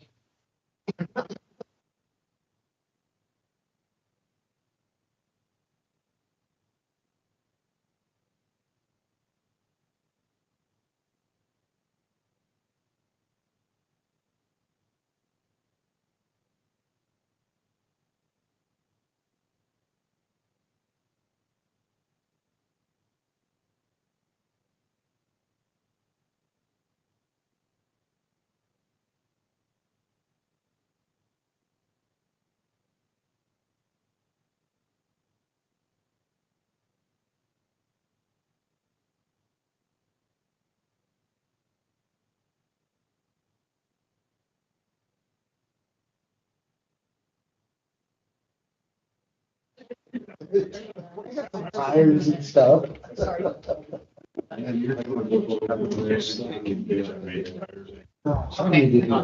till the next. Okay. I don't figure that. No, I'm glad that you brought that up because I'm just here to forget that this is a regular meeting. We don't have to bring much stuff. Well, they go on so much easier. I don't really hate doing it. We're at. Oh.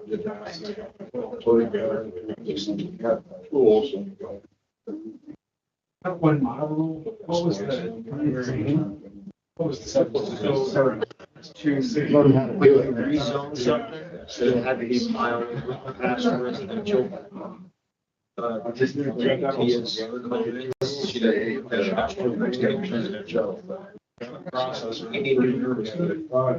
Rezone beautiful miles. It's very difficult to do. Yeah. And then dwelling units. Yeah, that could be implied, the way you put that. I was wondering if that was yeah, depending on who was. The county did like. Well, if you put, instead of a dwelling unit,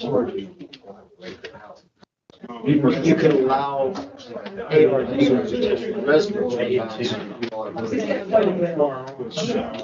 idea is like,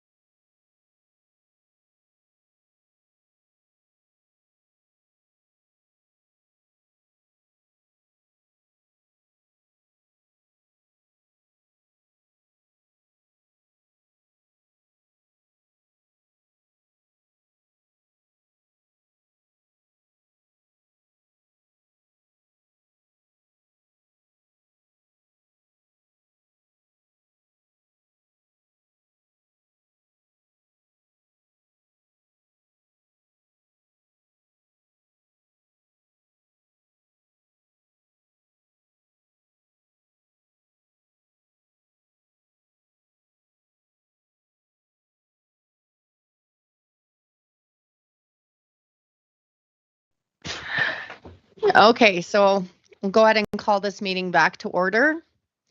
It looks like we have a comment online. RP, can you please state your name and go ahead with your question or comment? Yes, can you hear me? Yes, ma'am. This is Pat Burrows, actually. And I have several comments. Number one, everybody needs, and Blake knows this, and you can clarify it with Clayton, but public facilities are absolutely anything that you want to call a public facility that the public uses. And, you know, a porn shop can be a public facility. A church can be a public facility, although churches are in a different category. A jail can be a public facility. A hotel can be a public facility. They're just, it's the actual classification of public facility is absolutely anything that is used by the public. So that's my comment on that. And it needs to be very carefully vetted for, you know, as far as what you want that to mean in your zoning regulations. The second thing I wanted to bring up is the 2 or more short-term rentals. That in my recollection, that was not to make so that nobody could have so that everybody could have one. It was so that everybody could have, anybody could have 1 or 2, but to have an entire neighborhood or an entire subdivision turned into a short-term rentals would basically destroy the neighborhood use. You know, it would just be a different thing. So it wasn't that we were trying to make them so many as to try to limit it in scope in where they were being utilized, is the way I understood it and recalled it. So I just wanted to clarify that on public facilities, because that is a big deal. If you don't, I mean, like I said, truly, and you can clarify that. I don't know if Clayton ever came in, but a public facility is anything, absolutely anything, so that the public uses. So you look it up in the planner's dictionary. Thank you. Thanks, Pat. Okay. Okay, so I will say, Pat, just reading through our definitions, that's a great point that you have with the public facilities. But I will say the way that it's proposed for the definition for public facilities is a place or location, support structure, or piece of equipment that provides services available to the public at large that is owned, otherwise operated, or funded by a governmental or by a government body or government chartered body. So it looks like, and sorry, I was struggling reading through that because there's lots that is stricken out.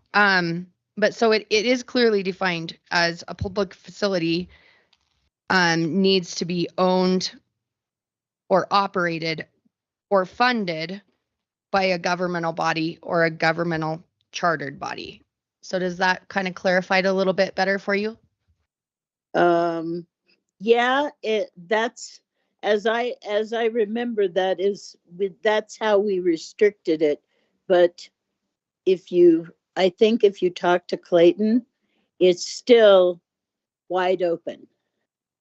You know, that they used public facility for the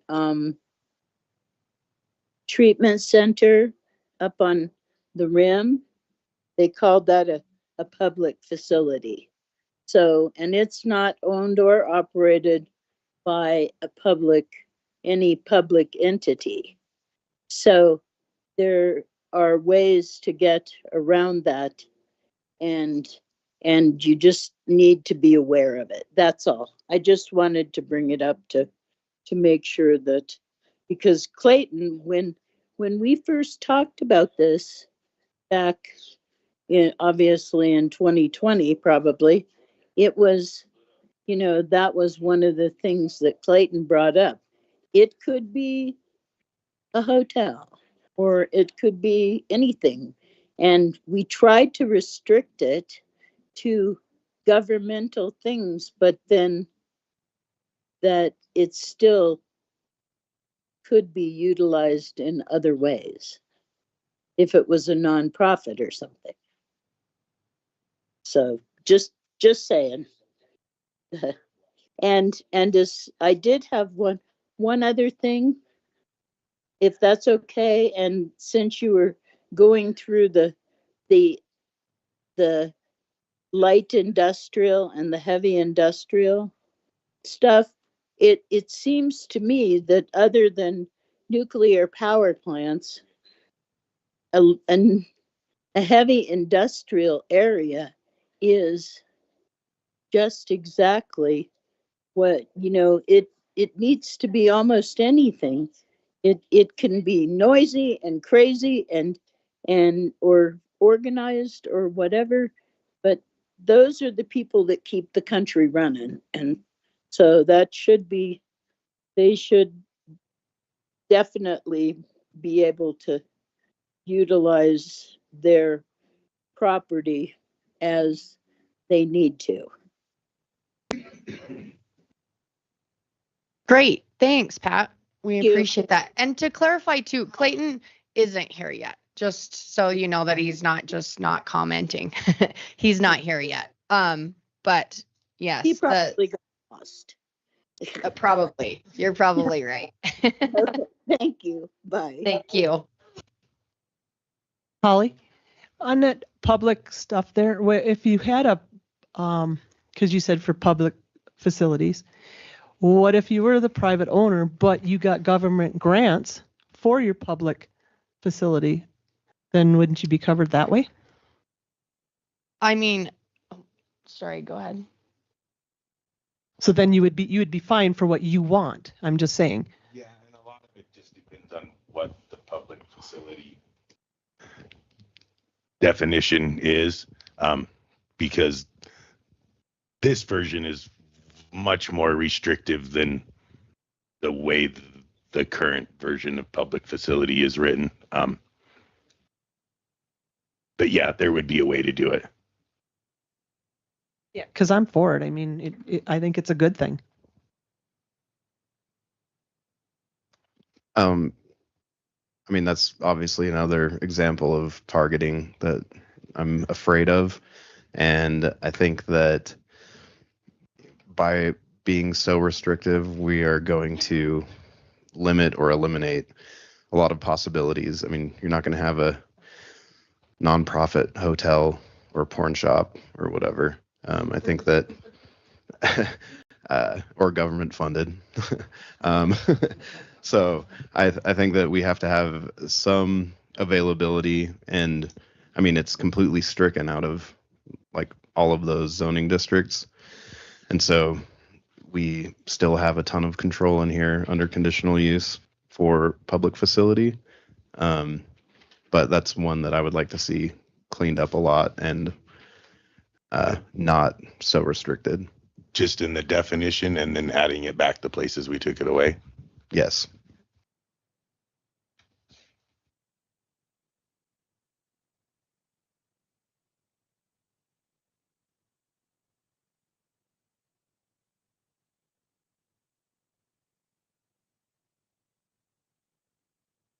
Okay. Any other comments? All right, so I'm going to read the last two sections and we will have chapter 2 wrapped up. So section 4, determination of similar use. Uses of a similar character to permitted uses in any zoning district may be established or approved by the Board of County Commissioners on recommendations of the Planning and Zoning Commission.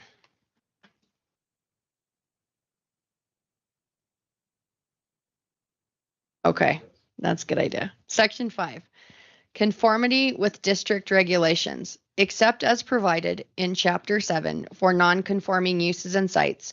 No structure or site shall be used other than in conformity with the regulations of the zoning district in which the structure, parcel, or site is located. No parcel or site shall be reduced in size below the minimum area established for the land use district in which the site is located. Does anybody have any comments on these two sections?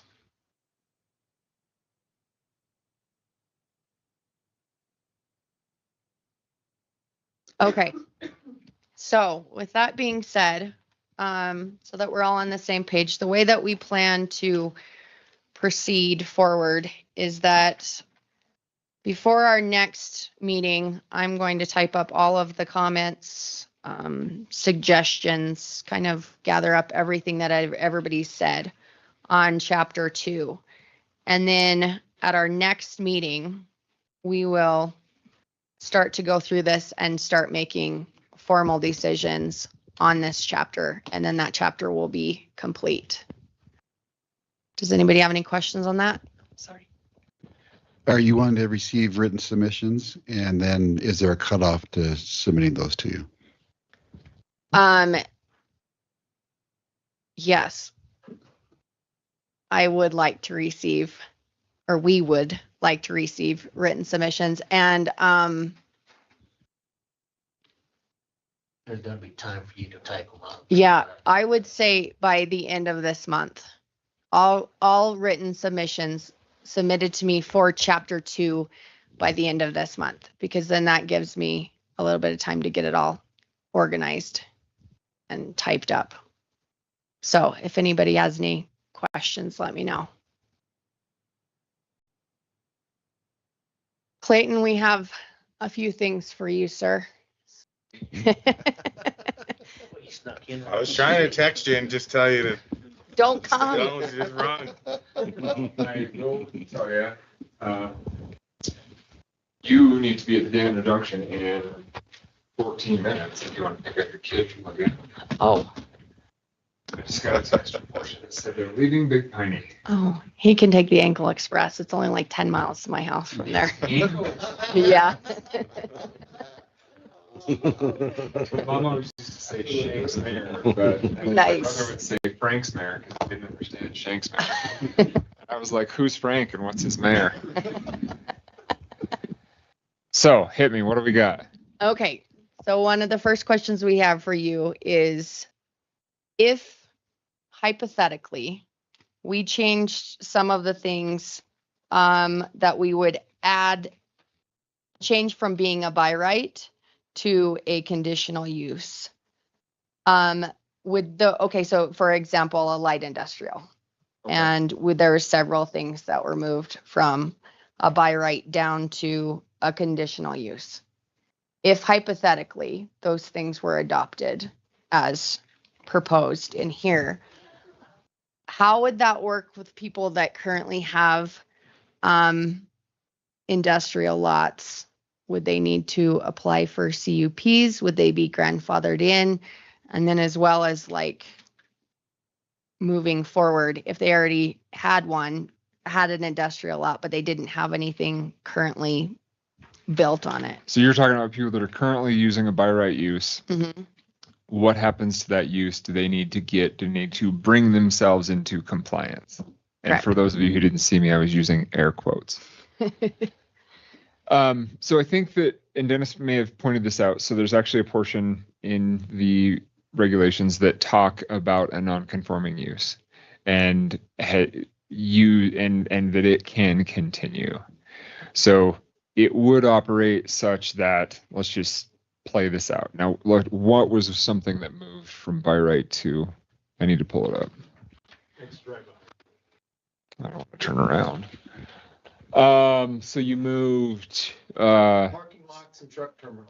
That's the big thing. So Okay. the people at Sandra are worried that they will not be able to be oil field companies anymore without coming and getting a CUP.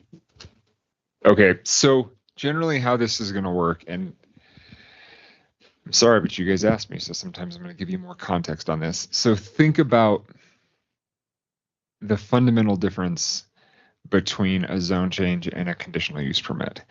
Zoning is an action of legislation. So that is when a commission acts in a situation where they're wearing their hat as a legislator. They're making a legislative decision. That's what zoning is. So when they're creating these regulations, creating the zoning map, and all these other things that exist with zoning, they're acting legislatively.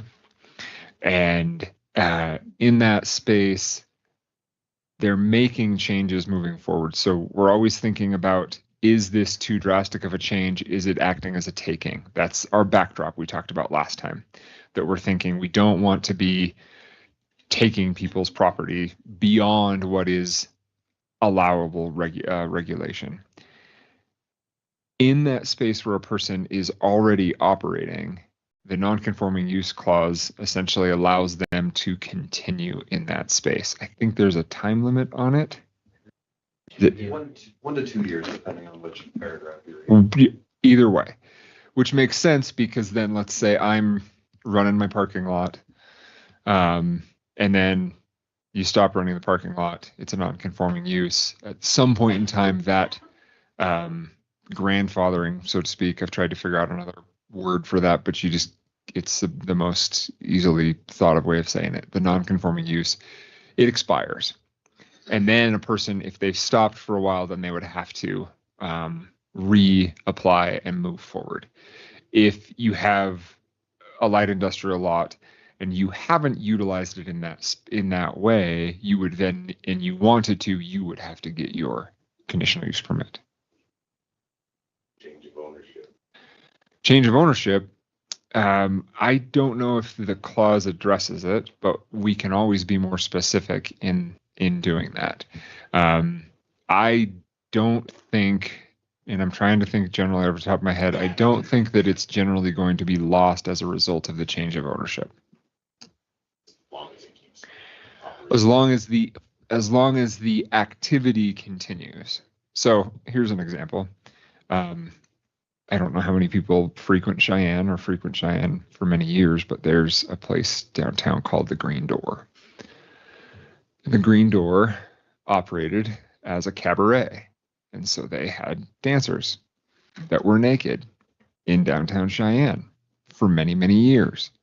Then the Cheyenne City Council, so on and so forth, they made changes and restricted that use. The guy that ran the Green Door died. And the folks that took over after had a certain period of time to put dancers back up on the stage. It didn't put dancers back up on the stage in that certain period of time, then that non-conforming use, naked women dancing on a table on Lincoln Way, that goes away. And they didn't put dancers on the table without clothes on Lincoln Way in time. And so for all of you who have never been to the Green Door, and I have never been to the Green Door, you missed your chance. But there's always stories that when you were in school in Laramie, there was like, oh, there's a girl there with one leg. Anyway, so there's your example. That was. Do you have another question that we can go into? See, you guys weren't having any fun until I got here. No, on the. Yeah, we get a microphone. Just because the people online can't hear you. Casey Fairbanks. So another example, if I have a shop in Sandra that is in light industrial and I rent it to somebody that's using it for truck storage, they would have to get a conditional use permit, or would I, as the property owner, have to get the conditional use permit? And then if they moved out and I rented it to somebody that wanted to open a lumber or a sawmill, would they have to get a conditional use permit? And then in doing so and opening the sawmill, would that parking permit that I or them had gotten years before expire because now they're doing a sawmill? So that use, so I think you're kind of leading into it. So your non-conforming use that did not continue, it expired. So backing up to the question of who has to get the permit, it's the person who is doing the use. So you provide the space, they conduct the use. So in the event that a person does want to get a conditional use permit for property, that's one of the things in the application is they have to show that they have a possessory interest in the land. And that can be a leasehold interest. It doesn't have to be a fee simple ownership interest. So that's the who has to apply for it. Mm-hmm. And so, but yeah, if you are renting to a guy right now that's running trucks, that's the non-conforming use. Under the non-conforming use clause, it can continue until so long as it continues. But as soon as they move out and the sawmill moves in, the sawmill has to get the permit. So in the case of the grandfathered use, it would be who I was currently renting to, what they're using it for would, in theory, have the grandfathered use of whatever that is. So think of it more of the use and not necessarily the ownership. So think of it from this perspective as well. In Sandra, my old man he sat at the same desk and he worked for 3 different oil companies within the same year. That's how fast people are selling assets and moving different things. So things change. So if we're thinking about it ownership, we're thinking about it the wrong way. Think of it as use. So realistically, those trucks could be blue, those trucks could be red, they could be whatever color they're going to be. But if the use is the parking of trucks, like it's the use that is permitted. It's not necessarily the person to conduct the activity that is permitted. Okay.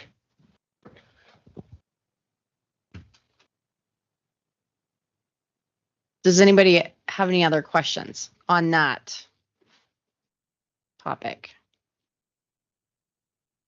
Okay, so the next question that we had for you is within light industrial, they struck exceeding maximum height limitation. You mean you? No, it was not me. I know, but you're sitting at this table. Yeah, it means it's okay, you. Okay. It was It's the exactly, the royal. proposed to be stricken the exceeding maximum height limitation for structures. And so I questioned this, and Yeah, because this is like the only space where you can go above our height limit, right? Light and heavy. Okay. so our question is, Dennis said that the reason why his thinking was the reason why it was struck here is because then it's repeated again in the actual section that in section 3, chapter 3. That's that the talks, development standards, right? yes. And so it's allowed for in the development standards. Yeah. So our question is, should we have it? Because there was folks that thought that we technically should have it in both places, since it's saying that you need to have a conditional use approval for it. Do we need to have it under the conditional uses in the zoning, or both places, or just in this section? I would probably approach it more from the user-friendly perspective, whatever you all think is the clearest for the user. And so maybe that's one to take public opinion on, because this is an interesting thing, because when we went back through, Dennis and Tess and I worked through and made some suggestions on applications and logistics. Some of these things were, let's put all the definitions in one spot. Now, this group at the table, including myself and Dennis and Tess, are used to this document. We're used to it all the time. The engineers, they know it. Most of the lawyers in town, they know it. They've dealt with it. Now, the folks who are actually trying to do development, that's your end user. And so I would say think about what is the easiest for them so that they're not being confused. And so in both places, I don't think it hurts to be in both places. Maybe you can even do a note in the other in a use note somewhere, either in your zoning district list in chapter 2, and maybe just like a use note, like a parenthetical, and say see development standards. Then it links everything together. I don't know, whatever's probably easiest for the user. Yeah, that makes sense. Because you're not fundamentally changing anything. Right. You still need a special use requirement if you're going to go above 35 feet, 30 feet. 35, 50. Where certain people in the public were just worried that with it not being listed in, it appears like it goes away. Yes, and that does it being listed in just in section 3, that it automatically makes it a CUP even though it's not listed as a CUP. Well, and you bring up a good point, because then you're noting that it is a conditional use. But if you have it in your list in chapter 2, we know how that procedure works because it's more plainly stated. Whereas buried deep in chapter 3, the question could be, do we approach this quote unquote conditional use the same way we did as is described in chapter 2? So from that perspective, candidly, I think from a user friendly perspective, I think both places it certainly works. I think it's fine in both places. I like cleaning stuff up, but the only complaint I have, I guess, is it's not really a use, which bothers me, and that it's stuck in the middle of other uses. So if we're going to leave it, do it at the end of the list, as you said, like parenthetically, and reference the chapter and section so that it's obvious what it is. I would say it's a use. Just a devil's advocate you here a little bit. Hey, can you define use? Well, I'm kidding. Don't stop talking. Next question. You just said don't stop talking. Don't stop talking. Was that a don't, comma, stop talking? No. Oh, don't stop.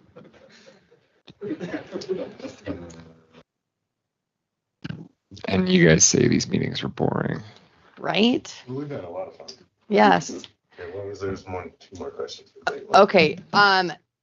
Then, so Pat also, and we had brought this up before, but with the public facilities, it looks like, it's been defined and redefined.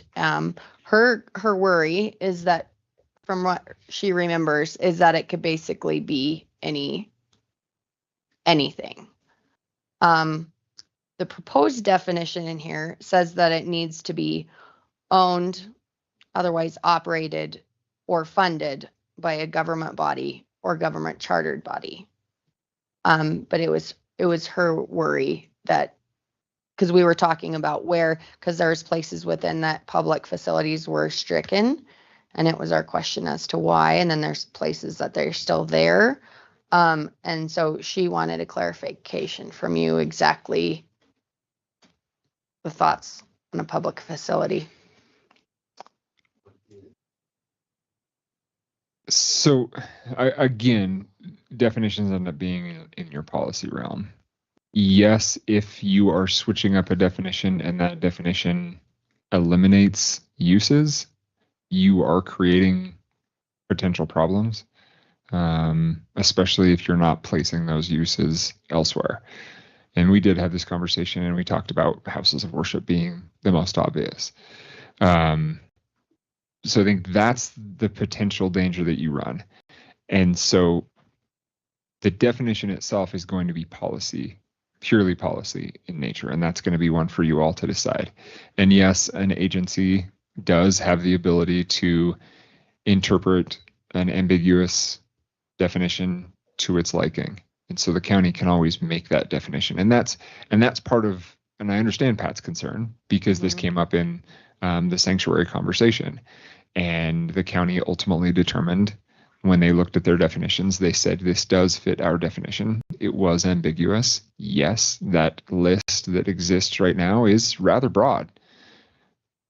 Maybe that was intentionally. I can't speak for those folks in 1978. We weren't around. Blake was barely around. Barely around. But Roy was here. And Kenny was too. But yeah, I would say be cautious about eliminating the uses entirely. If there's something that was in that previous definition that is gone, maybe figure out where it can go. And that's where it's hard to get creative. And this goes to and I know that Dennis has mentioned this before, and this has come up in conversation.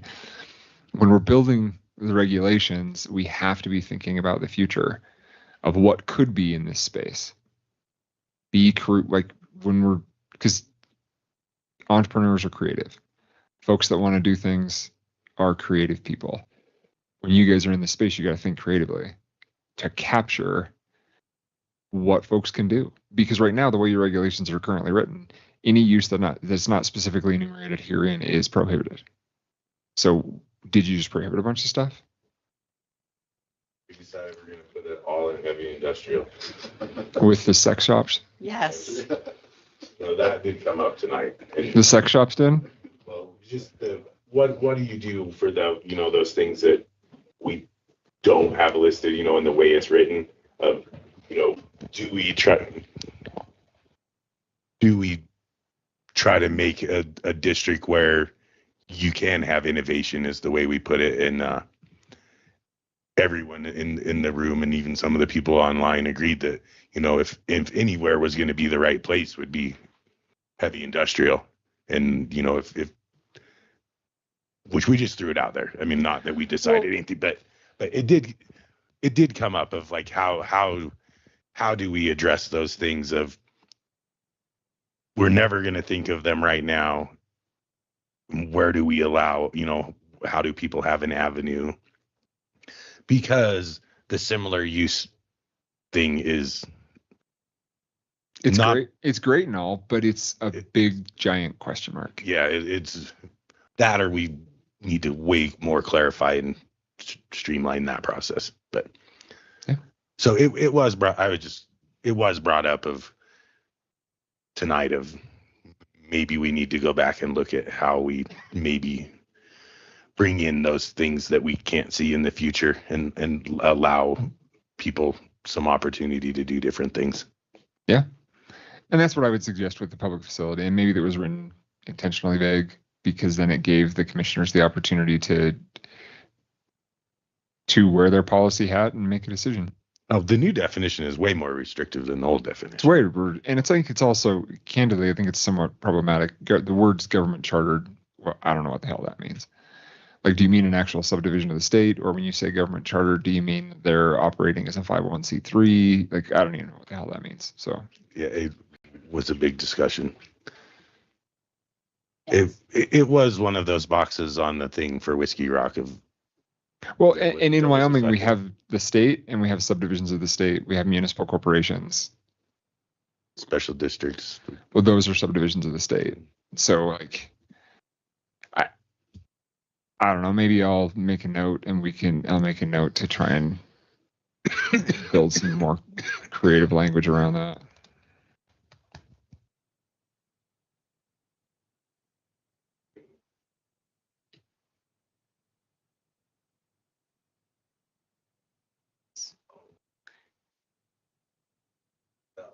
No, that was it. Do you remember how we ended up, what came about and why we struck multiple businesses?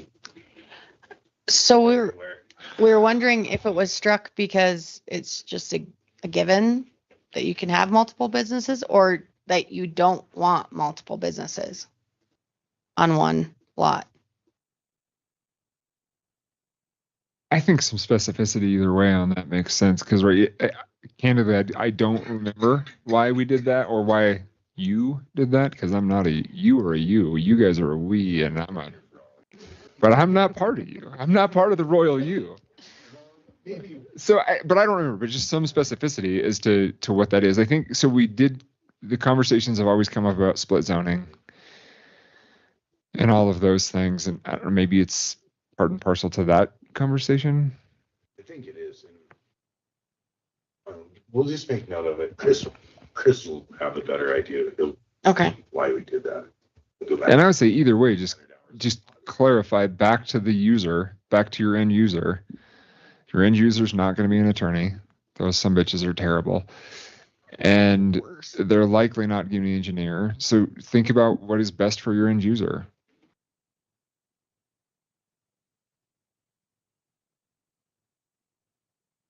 I think that was it. Sweet. Did you? I'll just go back and sit down. So for clarification, you guys don't remember if you were wanting to restrict multiple businesses or Would have to go back and listen to a lot of audio of how we got there. But it's You do have to remember you're talking about a conversation that was 4.5 years ago. So, I mean, do you know what you did last Thursday at 8 o'clock 4.5 years ago? no, but I would know how it felt. Because those are totally different. I don't want multiple businesses, or multiple businesses are such a given that we don't need to list it, are entirely different. Well, but the other part you're not thinking about, Casey, is those two people weren't even here. So they have no recollection of why that decision was made because they weren't sitting here. So it's totally unrealistic for you to expect them to have an answer. And yeah. I'm going to chime in before you. Just to clarify, I made a big deal about this at the last meeting because when you see it stricken like that, it's like, wait, I can't have multiple businesses? Like, that's ridiculous. You only can do the one thing. You can only raise chickens. But if it's not in there, then I can do whatever I want, which has been my argument all along for a lot of these things. I think that should be more of the mood. Well, so it is your decision to be the mood. That's the point I'm getting at. Yes. So you guys are writing it right now. So just because you don't necessarily have to go back and pull that out of the ether and be like, why did we say that? What do you guys want to do now? You're the board that's sitting here. You are the royal we.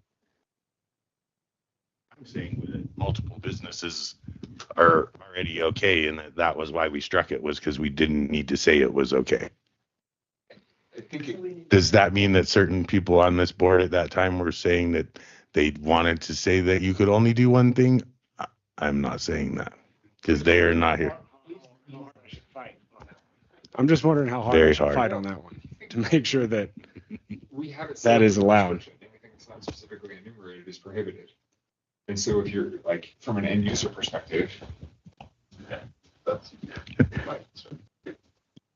Yeah, and I had suggested maybe if it's understood, if that's what you want, multiple businesses on one site, kick it up to paragraph A, which has the this is applicable to all districts. Yeah, the authorized uses section.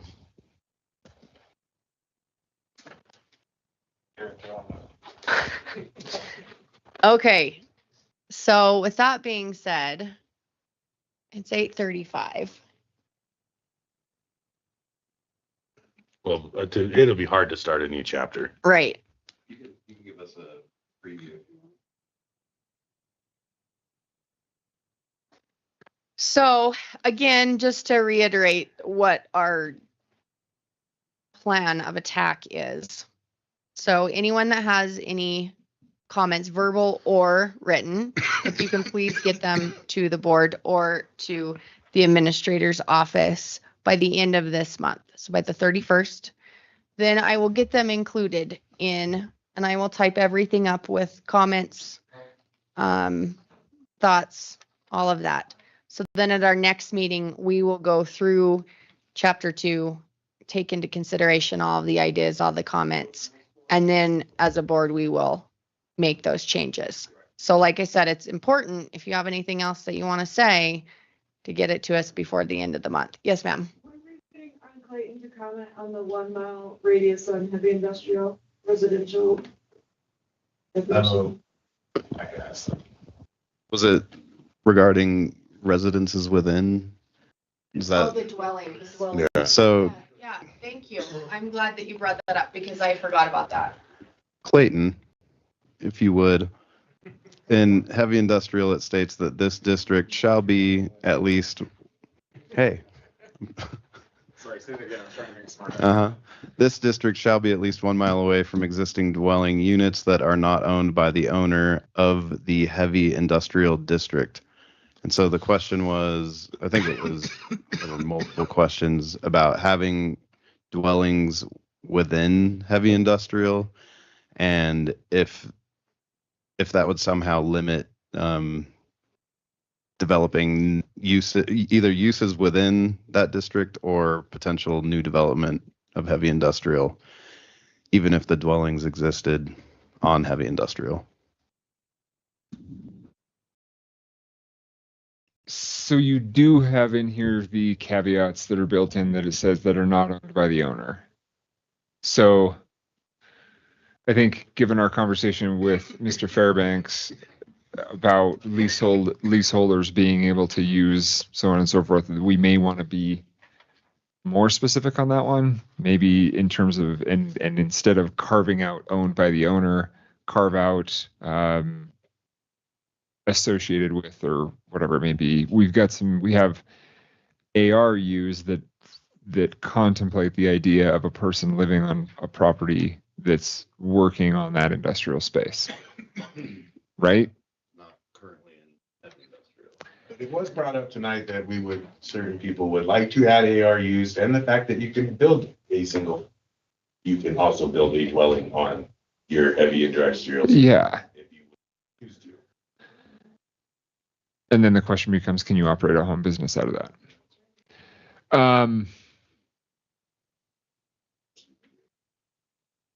Well, okay, fair. So the concern the radius, or the concern is who are we worried about carving out?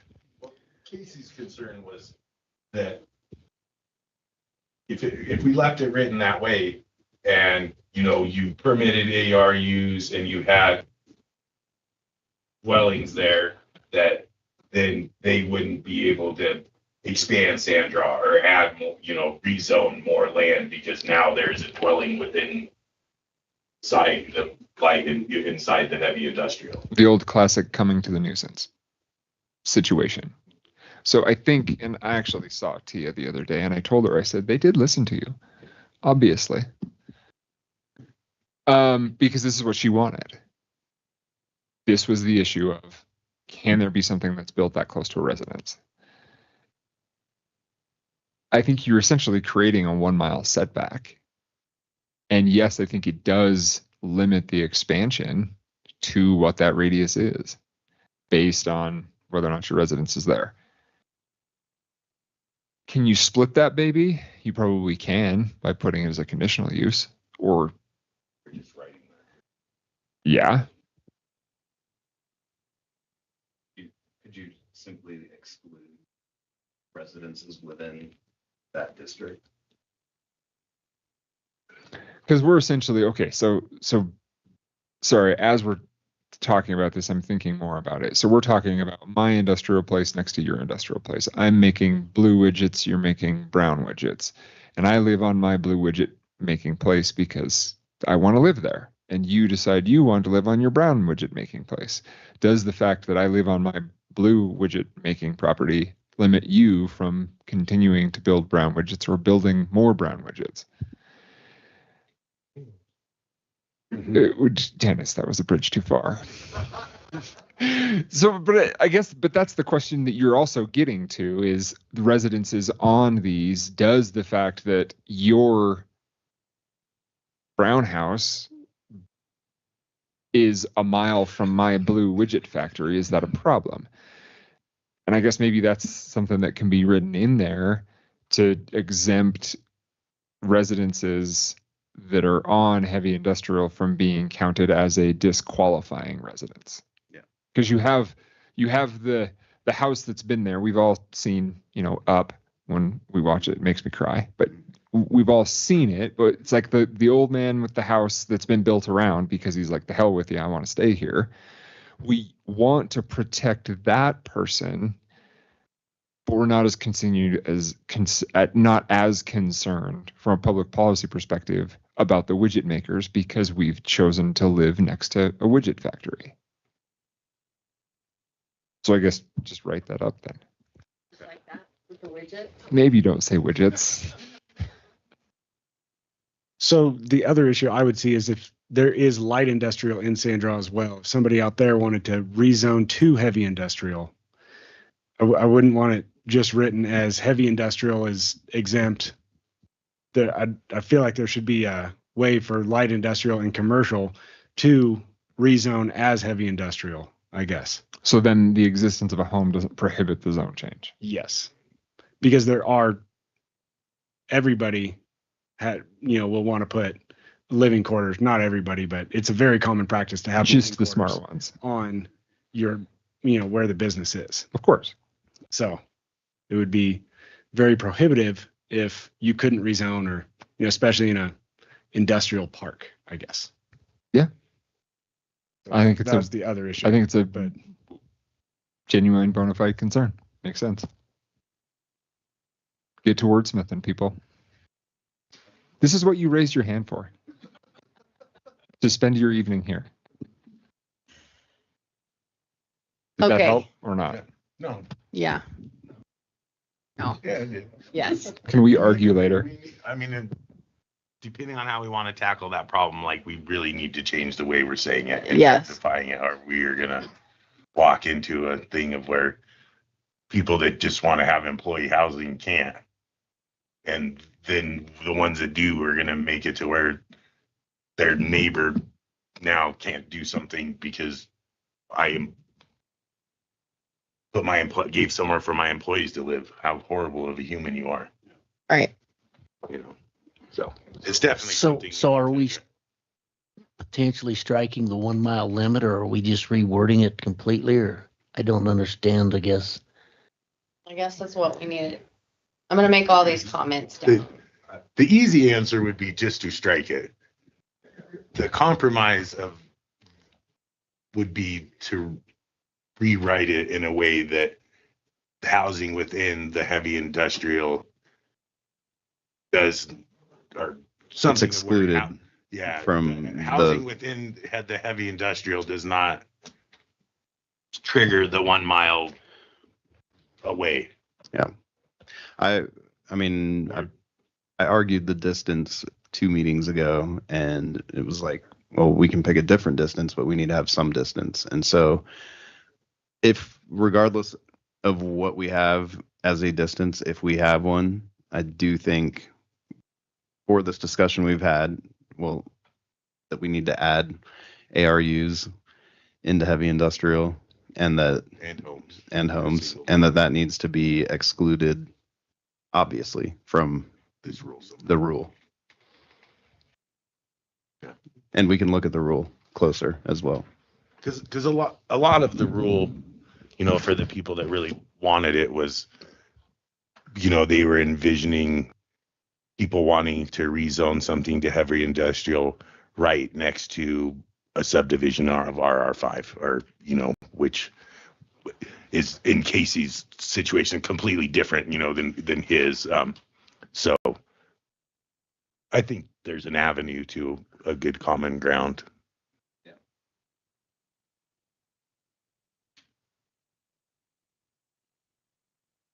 Can I make one other comment? So, Holly said send your written comments in, but, and I think most of the people that have sent letters lately and stuff do carbon the commissioners on it, but, unless for some reason you didn't want to, but really anything that you send one of us, you should carbon it to those 5 guys too, so that they see it. I mean, unless you plan on doing it at a different time later down the road, but just they need to see the other side of the public input that it hasn't been voiced in the past. So it would be better for everyone if you also sent those comments to them too. So.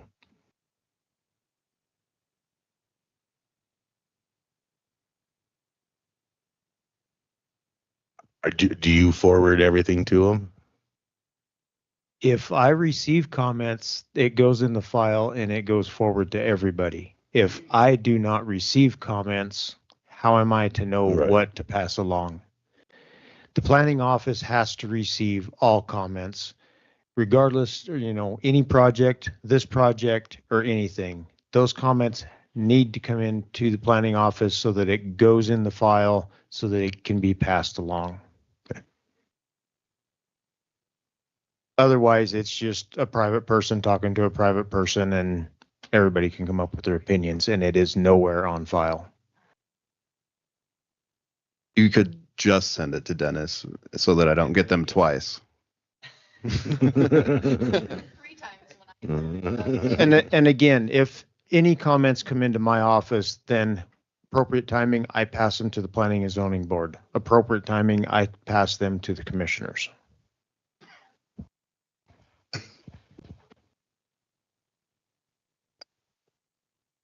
Okay, so with that being said, if nobody has anything else, pretty good. What is on our agenda for June? Oh, yes. No, it should be No, our it's normal meeting and then. So our next meeting is June 19th. It's a regular meeting. It will be here in this room. We have a heavy industrial rezone. Right. So we have one item on the agenda, and then if we get done with that in plenty of time, then we will start working on ratifying chapter 2. And then the next meeting after that will be a special meeting that will be just for the regulations, and that'll be June 26th in Marbleton at the Marbleton Town Hall. We're trying to get some meetings that are down in the Big Piney Marbleton area as well. So that because I know, especially when they go late, we want to spread it out a little bit so that those folks aren't having to drive clear up here all the time too. So, and like I said, we'll have these posted. They'll be on the website. But that's our plan as of now. Those are the only meetings that we have scheduled out so far. So with that being said, I will adjourn this meeting at 8:48 p.m. Thank you guys so much for coming. Those of you that are online and all of you that are here in person, we really, really appreciate your time and your comments. I hope that you all have a wonderful night. Thank you.